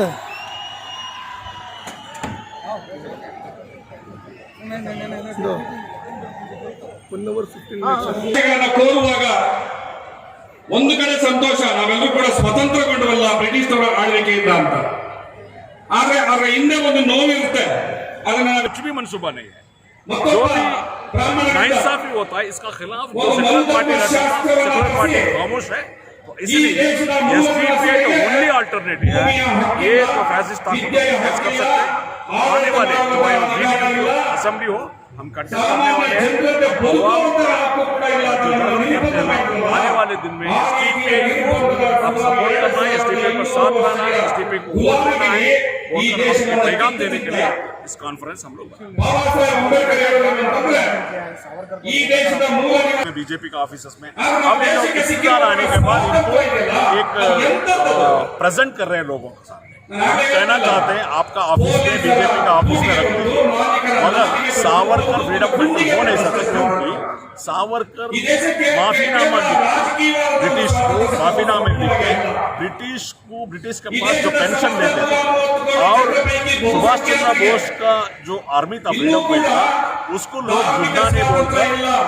ब्रिटिश जब तक ब्रिटिश थे ब्रिटिश को सपोर्ट किया हुआ लोग सावरकर है. दूसरा गांधी जी का कत्ल जो राष्ट्रपिता है जो इस देश को आजाद बनाया, राष्ट्रपिता का जो कत्ल हुई ये भी एक आरोप है. बाद में उसको ये नहीं हुआ वो अलग बात है. ಯಾರಿಗೆ ಏನೇ ನೋವಾದಕ್ಕೂ ಕೂಡ ನಾನು ನಿಮ್ಮ ಜೊತೆಲಿದ್ದೀನಿ ಅಂತ ಹೇಳುವಂತಹ ಕರ್ತವ್ಯ ಸರ್ಕಾರದ್ದು. ಹೇಳಬೇಕು, ಪರಿಹಾರ ಕೊಡಬೇಕು, ಆದ್ರೆ ಅದು ಧರ್ಮಾಧಾರಿತವಾಗಿರಬಾರ್ದು. ಕೇವಲ ಒಂದು ಧರ್ಮದವನಿಗೆ, ಒಂದು ಪಕ್ಷದವನಿಗೆ, ಒಂದು ಸಂಘಟನೆಯವನಿಗೆ ಅಂತ ಮಾತ್ರ ಇರಬಾರ್ದು. ಆ ರೀತಿಯಾದಂತಹ ಸಾಂತ್ವನ, ಆ ರೀತಿಯಾದಂತಹ ಬೆಂಬಲ, ಆ ರೀತಿಯಾದಂತಹ ನೆರವಿನ ಹಸ್ತ ಅದು ಎಲ್ರಿಗೂ ಕೂಡ ಸಲ್ಲಬೇಕು. ಆದ್ರೆ ಮುಖ್ಯಮಂತ್ರಿಗಳು ಮಾಡಿದ್ದೇನು, ಈ ರಾಜ್ಯದ ಗೃಹ ಮಂತ್ರಿಗಳು ಮಾಡಿದ್ದೇನು, ಕೇವಲ ಪ್ರವೀಣನ ಮನೆಗೆ ಹೋಗಿ ಸಾಂತ್ವನ ಹೇಳಿ ಬರ್ತಾರೆ. ಆದ್ರೆ ಮಸೂದ್ ಮತ್ತು ಫಾಜಿಲ್ನ ತಂದೆ ತಾಯಿ ಕೇಳ್ತಾರೆ, ನಾವೇನ್ ತಪ್ಪು ಮಾಡಿದ್ದೀವಿ ಅಂತ ನಮ್ಮನ್ನ ಕಡೆಗಣಿಸ್ತಾ ಇದ್ದೀರಿ, ನಿಮ್ಮ ದುಡ್ಡು ಬೇಡ ನಮಗೆ, ಅಟ್ಲೀಸ್ಟ್ ನಾವು ಮನುಷ್ಯರು, ನಮಗೂ ತೊಂದರೆ ಆಗಿದೆ, ನಿಮ್ಮ ಮಗನ ಸಾವಿಗೆ ನ್ಯಾಯ ಕೊಡಿಸ್ತೀವಿ ಅಂತ ಒಂದೇ ಒಂದು ಧೈರ್ಯದ ಮಾತು ನಮಗೆ ಯಾಕಿಲ್ಲ ಅಂತ ಪ್ರಶ್ನೆ ಮಾಡ್ತಾರೆ. ಇದು ಈ ದೇಶಕ್ಕೆ ಸಿಕ್ಕಿರುವಂತಹ 75 ವರ್ಷದ ಸ್ವಾತಂತ್ರ್ಯ. ಅಟ್ಲೀಸ್ಟ್ ನಾವಾದ್ರೂ ಕೂಡ ಅವ್ರನ್ನ ನೆನೆಬೇಕಲ್ಲ, ನಾವಾದ್ರೂ ಕೂಡ ಅವ್ರಿಗೊಂದು ಸಾಂತ್ವನದ ಮಾತನ್ನ ಹೇಳಬೇಕಲ್ಲ. ಅದನ್ನ ಖಂಡಿತವಾಗ್ಲೂ ನಾನು ಕೆಲಸ ಮಾಡ್ತೀನಿ. ಈಗ ಧರ್ಮದ ಹುಚ್ಚು ಹತ್ತಿಸಿಕೊಂಡು ನಿನ್ನ ಕೊಂದು ಹಾಕಿದರಲ್ಲೋ, ನಿನ್ನ ತಪ್ಪು ಏನೆಂದು ಹೇಳುಬಾರೋ ಓ ಫಾಜಿಲ್. ಧರ್ಮದ ಹುಚ್ಚು ಹತ್ತಿಸಿಕೊಂಡು ನಿನ್ನ ಕೊಂದು ಹಾಕಿದರಲ್ಲೋ, ನಿನ್ನ ತಪ್ಪು ಏನೆಂದು ಹೇಳುಬಾರೋ ಓ ಮಸೂದ್. ನಿನ್ನ ತಪ್ಪು ಏನೆಂದು ಹೇಳುಬಾರೋ ಓ ಫಾಜಿಲ್. ದೇವರ ನಾಡು ಎಂದು ಹೇಳಿ ದೇವರ ಮಗನೇ ಕೊಂದಾರಲ್ಲೋ, ದೇವರ ನಾಡು ಎಂದು ಹೇಳಿ ದೇವರ ಮಗನನ್ನೇ ಕೊಂದಾರಲ್ಲೋ. ಬದುಕೋ ಹಕ್ಕು ನೀಡೋಕು ಧರ್ಮ ಅಡ್ಡ ಬಂತೇನೋ, ನಿನ್ನ ಬದುಕೋ ಹಕ್ಕು ನೀಡೋಕು ಧರ್ಮ ಅಡ್ಡ ಬಂತೇನೋ. ರಸ್ತೆ ಓಡಿ ಒಂದು ಬಿಡದೆ ಎಳೆದಾಡಿ ಬಡಿದಾರಲ್ಲೋ, ರಸ್ತೆ ಓಡಿ ಒಂದು ಬಿಡದೆ ಎಳೆದಾಡಿ ಬಡಿದಾರಲ್ಲೋ. ಹೇಳೋರು ಕೇಳೋರು ಯಾರು ಇಲ್ದಂಗಾಯ್ತಲ್ಲೋ, ಹೇಳೋರು ಕೇಳೋರು ಯಾರು ಇಲ್ದಂಗಾಯ್ತೇಲೋ. ನಿನ್ನ ಅಪ್ಪನ ಕಣ್ಣೀರ ಕಥೆಯ, ನಿನ್ನ ಅಮ್ಮನ ನೋವಿನ ವ್ಯತೆಯ ನೋಡ್ಲಾರ್ದೆ ಕೆರಳೀತಲ್ಲೋ. ನಿನ್ನ ಅಕ್ಕನ ಕಣ್ಣೀರ ಕಡಲು ನೋಡ್ಲಾರ್ದೆ ಕೆರಳೀತಲ್ಲೋ, ನಿನ್ನ ಅಕ್ಕನ ಕಣ್ಣೀರ ಕಡಲು. ಹೀಗೆ ಈ ನೋವು ಏನು ಅಂತ ನಮಗೆ ಅರ್ಥ ಆಗುತ್ತೆ, ನಿಮ್ಗೆ ಅರ್ಥ ಆಗುತ್ತೆ, ಯಾಕಂದ್ರೆ ನಾವೆಲ್ಲ ಮನುಷ್ಯರಿದ್ದೀವಿ. ಆದ್ರೆ ಈ ರಾಜ್ಯವನ್ನ ಆಡಳಿತ ಮಾಡ್ತಾ ಇರುವಂತ ವ್ಯಕ್ತಿ ಇದಾರಲ್ಲ, ಅವರು ಮನುಷ್ಯರೇ ಅಲ್ಲ, ಅವರಲ್ಲಿ ಮನುಷ್ಯತ್ವದ ಲವಲೇಶ ಕೂಡ ಇಲ್ಲ. ಕರಾವಳಿ ಭಾಗದಲ್ಲಿ ಹೋಗಿ ನಿಂತ್ಕೊಂಡು ಒಬ್ಬ ಮುಖ್ಯಮಂತ್ರಿ ಹೇಳಬರೋ ಮಾತೇನು ಅಂತಂದ್ರೆ, ನೀವು ನಮ್ಮ ಧರ್ಮದವರನ್ನ ಕೆಣಕಿದ್ರೆ ನಾವು ನಿಮಗೆ ತಕ್ಕ ಪ್ರತೀಕಾರವನ್ನ ಕೊಡಬೇಕಾಗ್ತದೆ ಅಂತ. ಈ ರಾಜ್ಯದ ಮುಖ್ಯಮಂತ್ರಿ ಒಬ್ಬ ಧರ್ಮದವನಲ್ಲ, ಮನುಷ್ಯನಾಗಬೇಕಾಗಿತ್ತು, ಆದ್ರೆ ಮನುಷ್ಯನಾಗಿಲ್ಲ. ಕೇವಲ ಮುಖ್ಯಮಂತ್ರಿ ಆ ಹೇಳಿಕೆಯನ್ನ ಕೊಟ್ಟು ಬಂದಂತ ಒಂದೇ ಒಂದು ವಾರದಲ್ಲಿ 10 ಗಲಭೆಗಳಾಗ್ತದೆ, ಒಬ್ಬ ಅಮಾಯಕ ಯುವಕನ ಸಾವಾಗ್ತದೆ. ಇಂಥ ಒಂದು ಪರಿಸ್ಥಿತಿನಲ್ಲಿ ಯಾರು ನಮಗೆ ದಿಕ್ಕು, ಯಾರು ನಮ್ಮನ್ನ ಹೇಳೋರು ಯಾರು, ನಮ್ಮನ್ನ ಕೇಳೋರು ಯಾರು, ನಮ್ಮ ಕಷ್ಟ ಕೇಳೋರು ಯಾರು ಅಂತ ಇಡೀ ನಾಡಿನ ಜನತೆ ನೋಡ್ತಾ ಇರುವಾಗ ಒಂದು ಪ್ರಬಲ ವಿರೋಧ ಪಕ್ಷವಾಗಿ ಕಾಂಗ್ರೆಸ್ ಆ ಕೆಲಸವನ್ನ ಮಾಡಬೇಕಿತ್ತು. ಈ ರಾಜ್ಯದಲ್ಲಿ ಆಗ್ತಾ ಇರುವಂತಹ ಭ್ರಷ್ಟಾಚಾರ, ಅನಾಚಾರ, 40% ಕಮಿಷನ್ ವ್ಯವಹಾರಗಳು, SI ಹಗರಣಗಳು, ಈ ಎಲ್ಲದರ ವಿರುದ್ಧವಾಗಿ ಬೀದಿಲಿಂದು ಅಕ್ಷರಶಃ ದಿನನಿತ್ಯದ ಚಳವಳಿಗಳು ನಡೆಯಬೇಕಿತ್ತು. ಈ ರಾಜ್ಯದ ಜನರಿಗೆ ಒಂದು ಭರವಸೆಯ ಬೆಳಕಾಗಬೇಕಿತ್ತು. ಆದ್ರೆ ಕಾಂಗ್ರೆಸ್ನವ್ರು ಮಾಡಿದ್ದೇನು ಅಂತಂದ್ರೆ 80 ಜನ MLAಗಳನ್ನ ಕಟ್ಕೊಂಡು, ಒಬ್ಬ ಸಂಸದರನ್ನ ಕಟ್ಕೊಂಡು, 2 ತಿಂಗಳುಗಳ ಪ್ರಿಪರೇಷನ್ ಇಟ್ಕೊಂಡು ಸುಮಾರು 100 ಕೋಟಿ ರೂಪಾಯಿಗಳನ್ನ ಖರ್ಚು ಮಾಡಿ ಒಬ್ಬ ಮಾಜಿ ಮುಖ್ಯಮಂತ್ರಿಯ ಬರ್ತಡೆಯನ್ನ ಈ ರಾಜ್ಯ ಆಚರಣೆ ಮಾಡುವಂತಹ ದುಸ್ಥಿತಿಯಿಂದ ಆಗಿದ್ದೇವೆ. ಮಾನ್ಯ ಮಾಜಿ ಮುಖ್ಯಮಂತ್ರಿ ಸಿದ್ದರಾಮಯ್ಯನವರಿಗೆ ನಾನು ಒಂದು ಪ್ರಶ್ನೆಯನ್ನ ಈ ಸಂದರ್ಭದಲ್ಲಿ ಕೇಳೋದಕ್ಕೆ ಇಷ್ಟಪಡ್ತೀನಿ. ಆಡಳಿತ ಸರ್ಕಾರ ಸತ್ತೋಗಿದೆ, ಅದು ನಮ್ಮ ವಿರೋಧಿ, ಎಲ್ಲವೂ ನಮಗೆ ಗೊತ್ತಿರೋದೆ. ಆಡಳಿತ ಸರ್ಕಾರಕ್ಕೆ ಮನುಷ್ಯತ್ವವೇ ಇಲ್ಲ, ಅವ್ರು ಯಾರು ಮನುಷ್ಯ ಅಲ್ಲ, ಇದು ನಮ್ಮ ಘಂಟಾಘೋಷವಾದ ನಿರ್ಧಾರ. ಆಡಳಿತ ಸರ್ಕಾರದಲ್ಲಿ ಬರೀ ಗೂಂಡಾಗಳು ತುಂಬಿದ್ದಾರೆ, ಅದೊಂದು ರೌಡಿಗಳ ದುಷ್ಟಕೂಟ. ಇದನ್ನು ಓಪನ್ ಆಗಿ ಅನೌನ್ಸ್ ಮಾಡ್ತಾ ಇದ್ದೀವಿ. ಹೌದು, ಆದ್ರೆ ನಾನು ದಲಿತನೇ ಕಣೆಯ, ನನ್ನ ನೀನು ಹೇಳಕ್ ಬರಬೇಡ. ಮುಸಲ್ಮಾನರು ನನ್ನ ಜೀವ ಕಣೆಯ ಅಂತ ಹೇಳ್ತಿದ್ದ ಮಾನ್ಯ ಸಿದ್ದರಾಮಯ್ಯನವರು ಇದ್ದೀರಲ್ಲ, ನಿಮಗೆ ಕೊಡಗಿನಲ್ಲಿ ಒಂದು ಮೊಟ್ಟೆ ನಿಮ್ಮ ಗಾಡಿಗೆ ಬಿತ್ತು. ನಿಮ್ಮ ಮೇಲೆ ನಡೆದಂತ ಆ ಮೊಟ್ಟೆಯ ದಾಳಿಯನ್ನ ಖಂಡಿತವಾಗಿ ನಾವು ಖಂಡಿಸ್ತೀವಿ, ಇದರಲ್ಲಿ ಎರಡನೇ ಮಾತಿಲ್ಲ. ಒಬ್ಬ ರಾಜ್ಯದ ಮುಖ್ಯಮಂತ್ರಿಗೆ ಒಬ್ಬ ಸಂತ್ರಸ್ತರನ್ನ ಮಾತಾಡ್ಸೋದಕ್ಕೆ ಹೋಗೋದಕ್ಕೂ ಹಕ್ಕಿಲ್ವಾ, ಅವಕಾಶ ಇಲ್ವಾ? ಅದನ್ನ ದಾಳಿ ಮಾಡ್ತೀರಾ, ಅದನ್ನ ತಡೀತೀರಾ. ಇದೆಂತ ದುಷ್ಟ ಮನಸ್ಥಿತಿ ನಿಮ್ದು ಅಂತ ಬಿಜೆಪಿಯನ್ನು ನಾವು ಪ್ರಶ್ನೆ ಮಾಡ್ತೀವಿ, ಅದರಲ್ಲಿ ಎರಡನೇ ಮಾತಿಲ್ಲ. ಅದನ್ನ ಖಂಡಿಸ್ತೀವಿ, ಅವಮಾನಕರವಾದಂತಹ ವಿಚಾರ ಅಂತ ಹೇಳ್ತೀವಿ. ಇಡೀ ದೇಶದ ಮುಂದೆ ಕರ್ನಾಟಕ ತಲೆ ತಗ್ಸಿ ನಿಲ್ಲುವಂತಹ ಸಂಗತಿಯನ್ನ ನೀವು ಭ್ರಷ್ಟಾಚಾರಿ, ಅನಾಚಾರಿ, ಅತ್ಯಾಚಾರಿ ಬಿಜೆಪಿಯವರು ಮಾಡ್ತಾ ಇದ್ದೀರಿ, ಇದು ತಪ್ಪು ಅಂತ ಹೇಳ್ತೀವಿ, ಅದರಲ್ಲಿ ಎರಡನೇ ಮಾತಿಲ್ಲ. ಆದ್ರೆ ನಾವು ಪ್ರಶ್ನೆ ಮಾಡ್ತಾ ಇದ್ದ ಸಿದ್ದರಾಮಯ್ಯನವರು ಯಾಕೆ ಅಂದ್ರೆ, ನಾನು ದಲಿತನೇ ಅಂತ ಹೇಳ್ತೀನಿ, ಮುಸಲ್ಮಾನರು ನನ್ನ ಜೀವ ಅಂತ ಹೇಳ್ತೀರಿ. ನಿಮ್ಮ ಮೈ ಮೇಲೆ ಒಂದು ಮೊಟ್ಟೆ ಬಿದ್ದಿದ್ದಕ್ಕೆ ಕೆರಳಿದ್ರಿ. 26ನೇ ತಾರೀಕು, ಇದೇ 26ನೇ ತಾರೀಕು ನಾನು ಮತ್ತೆ ಕೊಡಗಿಗೆ ಬರ್ತೀನಿ.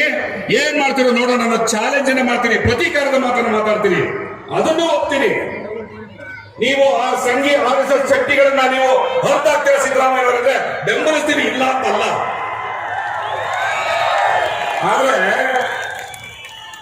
ಮೊಟ್ಟೆಗೆ ಕೆರಳಿದಂತಹ ನಿಮ್ಮ ಆ ಜ್ವಾರಾಗ್ನಿ, ಆ ಕೋಪಾಗ್ನಿ, ಆ ರೋಷಾಗ್ನಿ, ಇದೇ ಕರ್ನಾಟಕದ ನಾನು ದಲಿತ ಅಂತ ಹೇಳುವ ನಿಮ್ಮ ಮಗಳು ದಾನಮ್ಮನನ್ನ 4-5 ಜನ ಸಂಘ ಪರಿವಾರದ ಯುವಕರು ಸೇರ್ಕೊಂಡು ರೇಪ್ ಅಂಡ್ ಮರ್ಡರ್ ಮಾಡ್ತಾರಲ್ಲ, ಹಾಗೆ ನೀವು ಸಿದ್ದರಾಮಯ್ಯನವರು ಹೇಳ್ಬೋದಿತ್ತಲ್ಲ, ನನ್ನ ಸಮುದಾಯದ ಹೆಣ್ಣು ಮಗಳನ್ನ ರೇಪ್ ಅಂಡ್ ಮರ್ಡರ್ ಮಾಡಿದ್ರೆ ನಿಮಗೆ ತಾಕತ್ತಿರುವ ಮುಟ್ರೆ ನಾನು ಬಿಜಾಪುರಕ್ಕೆ ಬರ್ತೀನಿ ಅಂತ ಸಿದ್ದರಾಮಯ್ಯನವರು ಹೇಳೋದಕ್ಕೆ ನಿಮಗೆ ತಡೆ ಇರಲಿಲ್ವಾ ಸಿದ್ದರಾಮಯ್ಯನವರೇ? ತುಮಕೂರಿನಲ್ಲಿ ಅಭಿಷೇಕ ಅನ್ನುವಂತ ಒಬ್ಬ ಯುವಕನನ್ನ ಬೆತ್ತಲ ಮಾಡಿ ಹೊಡಿತಾರಲ್ಲ, ಆಗ ನಾನು ತುಮಕೂರಿಗೆ ಬರ್ತೀನಿ, ನನ್ನ ಸಮುದಾಯದ ದಲಿತ ಸಮುದಾಯದ ಯುವಕರನ್ನ ಬೆತ್ತಲ ಮಾಡಿ ಹೊಡೆದಿದ್ದೀರಿ, ನನ್ನ ತಡೀರಿ ನೋಡೋಣ ಅಂತ ಹೇಳುವಂತ ತಾಕತ್ತಿರ್ಲಿಲ್ವಾ ಸಿದ್ದರಾಮಯ್ಯನವರೇ? ಆಗ ನಿಮಗೆ ಕೋಪ ಬರಲಿಲ್ವಾ? ಆಗ ಪ್ರತಿಕಾರದ ಜ್ವಾಲೆ ಉದ್ಭವ ಆಗ್ಲಿಲ್ವಾ? ಮುರಳಿ ಅನ್ನುವಂತಹ ಕೇವಲ 13 ವರ್ಷದ ಹುಡುಗನನ್ನ ಗುಡಿಬಂಡೆಯಲ್ಲಿ ಮಾದಿಗ ಸಮುದಾಯಕ್ಕೆ ಸೇರಿದಂತಹ ನಮ್ಮ ಮನೆಯ ಮಗ, ಅವನನ್ನ ಕೊಂದಾಕಿದ್ರಲ್ಲ, ನಾನು ಗುಡಿಬಂಡೆಗೆ ಬರ್ತೀನಿ, ತಾಕತ್ತಿದ್ರೆ ದಲಿತರನ್ನ ಮುಟ್ಟಿ ಅಂತ ಹೇಳುವಷ್ಟಾಗ ಆ ಕೆಚ್ಚರೆ ಇರಲಿಲ್ವ ಅವಾಗ ನಿಮ್ಗೆ ಸಿದ್ದರಾಮಯ್ಯನವರೇ? ಮೊಟ್ಟೆ ಬಿದ್ದು ಕೂಡಲೇ ನಿಮ್ಮ ಕೋಪ ಕೆರಳುತ್ತೆ, ತೊಡೆ ತಡ್ತೀರಿ, ಬಾರೋ ಬಳ್ಳಾರಿಗೆ ನೋಡೋಣ ಅಂತ ಯಾರೋ ಕರ್ತ ಕೂಡಲೇ ಬಳ್ಳಾರಿಗೆ ಹೊಂಟೋಗ್ತೀರಿ.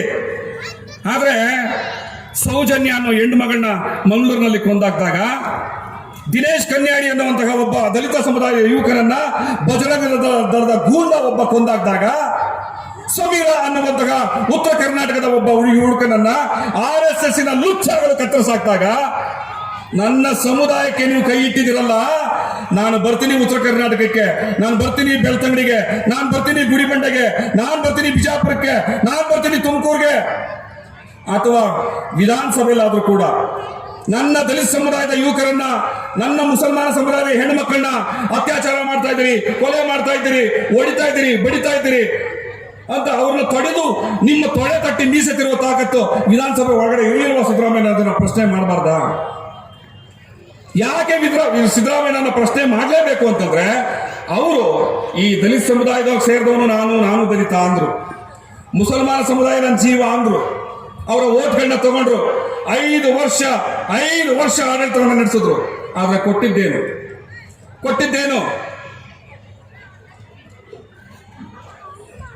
ಇಡೀ ನಾಡಿನ ಮುಸಲ್ಮಾನರು ಅವ್ರನ್ನ ಕೇಳಿದ್ದೇನು ಅಂತಂದ್ರೆ, ನಮ್ಗೆ ಟಿಪ್ಪು ಹೆಸರಿನಲ್ಲಿ ಒಂದು ಯೂನಿವರ್ಸಿಟಿ ಕೊಡಿ. ಆದ್ರೆ ಅವ್ರು ಕೊಟ್ಟಿದ್ದು ಟಿಪ್ಪು ಜಯಂತಿಯನ್ನ. ಯೂನಿವರ್ಸಿಟಿ ಕೊಟ್ಟಿದ್ದಿದ್ರೆ ಇವತ್ತು ಅದನ್ನು ಯಾರಾದ್ರೂ ಕೂಡ ತಡೆಯೋದಕ್ಕೆ ಸಾಧ್ಯ ಇತ್ತಾ? ಕೊಡ್ಲಿಲ್ಲ. ಕೊಟ್ಟಿದ್ದು ಟಿಪ್ಪು ಜಯಂತಿ, ಇವತ್ತದು ಕ್ಯಾನ್ಸಲ್ ಆಯ್ತು. ನಮಗೆ ಕರ್ನಾಟಕದ ಒಟ್ಟು 6.5 ಲಕ್ಷ ಕುಟುಂಬಗಳು ನಮಗೆ ದುಡಿಯೋದಕ್ಕೆ ಭೂಮಿ ಕೊಡಿ, ಭೂಮಿ ಇದೆ ಕರ್ನಾಟಕದಲ್ಲಿ, ಅದನ್ನ ಹಂಚಿ ಅಂತ 6.5 ಲಕ್ಷ ಕುಟುಂಬಗಳು ಇವತ್ತಿಗೂ ಕೂಡ ಅಪ್ಲಿಕೇಶನ್ ಹಾಕೊಂಡು ಕಾಯ್ತಾ ಇದ್ದಾರೆ. ಆದ್ರೆ ಅವರಿಗೆ ಸಿದ್ದರಾಮಯ್ಯ ಕೊಟ್ಟಿದ್ದೇನೋ 5 ಕೆಜಿ ಅಕ್ಕಿ. 5 ಕೆಜಿ ಅಕ್ಕಿಯನ್ನ ಕೊಡೋದ್ರ ಮೂಲಕ, ಅಥವಾ ನಾನು ನೆಕ್ಸ್ಟ್ ಮುಂದಿನ ಸಾರಿ ಗೆದ್ದು ಬಂದ್ರೆ 10 ಕೆಜಿ ಕೊಡ್ತೀನಿ, 7 ಕೆಜಿ ಕೊಡ್ತೀನಿ ಅಂತ ಘೋಷಣೆ ಮಾಡೋದ್ರ ಮೂಲಕ ಈ ನಾಡಿನ ದಾರಿದ್ರ್ಯವನ್ನ ನಾಶ ಮಾಡೋದಕ್ಕಾಗೋದಿಲ್ಲ. ನೀವು ಮೀನಿಡಿದು ತಿನ್ನು ಅಂತ ಕೊಟ್ಟರೆ ದಾರಿದ್ರ್ಯ ಹೋಗೋದಿಲ್ಲ. ಆ ಮೀನಿಡಿಯೋ ಕರೆಗಾರರಿಗೆ ಒಂದು ಬಲೆ ಕೊಡಬೇಕಿತ್ತು, ಅವನೊಂದು ಬೋಟ್ ಕೊಡಬೇಕಿತ್ತು, ಆದ್ರೆ ಕೊಟ್ಟಿಲ್ಲ. ಅಕ್ಕಿ ಕೊಡುದು ಅಂದ್ರೆ ತಾತ್ಕಾಲಿಕವಾದಂತಹ ಯೋಜನೆಗಳನ್ನ ಘೋಷಣೆ ಮಾಡಿಕೊಂಡು ಈ ನಾಡಿನ ಮುಸಲ್ಮಾನ ಸಮುದಾಯ, ದಲಿತ ಸಮುದಾಯ, ಹಿಂದುಳಿದ ವರ್ಗಗಳ ಸಮುದಾಯಗಳಿಗೂ ಕೂಡ ಅನ್ಯಾಯಗಳನ್ನ ಮಾಡ್ಕೊಂಡು ಬಂದಿದ್ದೀರಿ. ಬಿಜೆಪಿಯವರು ಮಾಡ್ತಾ ಇರುವಂತಹ ಎಲ್ಲ ಅಕ್ರಮ ಅನ್ಯಾಯಗಳನ್ನ ಬಹಿರಂಗವಾಗಿ ಪ್ರಶ್ನೆ ಮಾಡೋದನ್ನ ಬಿಟ್ಟು ಕೇವಲ ಅಲ್ಲಲ್ಲಿ ಒಂದೊಂದು ಪ್ರಶ್ನೆಗಳನ್ನ ಮಾಡಿ ನಿಮ್ಮ ಸಾಮಾಜಿಕ ಜಾಲತಾಣಗಳಲ್ಲಿ ಒಂದಷ್ಟು 4 ಮಾತು ಬರೆದು ಸೈಲೆಂಟ್ ಆಗ್ಬಿಟ್ರೆ ಈ ರಾಜ್ಯ ಏನು ಉದ್ಧಾರ ಆಗೋದಿಲ್ಲ. ಇದು ಕಾಂಗ್ರೆಸ್ನವ್ರಿಗೂ ಕೂಡ ಗೊತ್ತಿರಬೇಕು. ಕಾಂಗ್ರೆಸ್ ಅಲ್ಲಿರುವಂತಹ ಮುಸಲ್ಮಾನ ಸಮುದಾಯದ ಪ್ರತಿನಿಧಿಗಳು ಇವತ್ತು ಮಾತಾಡಕ್ಕಾಗ್ತಾ ಇಲ್ಲ. ಕಾಂಗ್ರೆಸ್ಸಿನ ಡಿ ಕೆ ಶಿವಕುಮಾರ್ ಅವರು ಯಾವುದೇ ಮುಸಲ್ಮಾನರ ಸಮುದಾಯದ ಸಮಸ್ಯೆಗಳಿಗೆ ಸಂಬಂಧಪಟ್ಟಂತೆ ಮಾತಾಡ್ಕೊಡುದು. ಜಮೀರ್ ಅಹಮದ್ ಖಾನ್ ಅವರೇ, UT ಖಾದರ್ ನೀವು ಮಾತಾಡ್ಕೊಡುದು ಅಂತ ಹೇಳ್ತಾರೆ. ಇವರು ಸುಮ್ಮನೆ ಆಗ್ತಾರೆ. ಯಾಕೆ ಅಂತಂದ್ರೆ ಅವರು ಸಮುದಾಯದ ಪ್ರತಿನಿಧಿಗಳಾಗಿ ಗೆದ್ದೋದವರಲ್ಲ, ಆಯಾ ಪಕ್ಷದ ಪ್ರತಿನಿಧಿಗಳಾಗಿ ಗೆದ್ದೋದವರು ಅಷ್ಟೇ. ಆ ಪಕ್ಷ ಏನ್ ಹೇಳುತ್ತೋ ಅಷ್ಟನ್ನೇ ಮಾಡಬೇಕು. ಈಗ ಅದರ ಪರಿಣಾಮ ಏನಾಗುತ್ತೆ? ನಾವು ಇದೇ ಪುಲಕೇಶಿ ನಗರ ವಿಧಾನಸಭಾ ಕ್ಷೇತ್ರಕ್ಕೆ ಸಂಬಂಧಪಟ್ಟಂತ ವಿಚಾರಗಳನ್ನ ಜ್ಞಾಪಿಸ್ಕೊಳ್ಳೋಣ. ಒಂದ್ಸಾರಿ ಜ್ಞಾಪಿಸ್ಕೊಳ್ಳೋಣ. ಈ ರೀತಿಯಾದಂತಹ ಅಸಹಾಯಕ ವಿರೋಧ ಪಕ್ಷಗಳು, ರೌಡಿಯ ಮನಸ್ಥಿತಿಯ ಬಿಜೆಪಿ ಸರ್ಕಾರಗಳು ಇರುವಾಗ ಈ ನಾಡಿನ ಜನರಿಗೆ ಎಂತ ಪರಿಸ್ಥಿತಿ ತಕ್ಕಂತೆ ಹೇಳೋದಕ್ಕೆ ಉದಾಹರಣೆ ಇದೇ ಪುಲಕೇಶಿ ನಗರ ವಿಧಾನಸಭಾ ಕ್ಷೇತ್ರ. ಇಲ್ಲಿ ನವೀನ ಅನ್ನುವಂತ ಅಖಂಡ ಶ್ರೀನಿವಾಸ ಮೂರ್ತಿ ಅವರ ತಮ್ಮ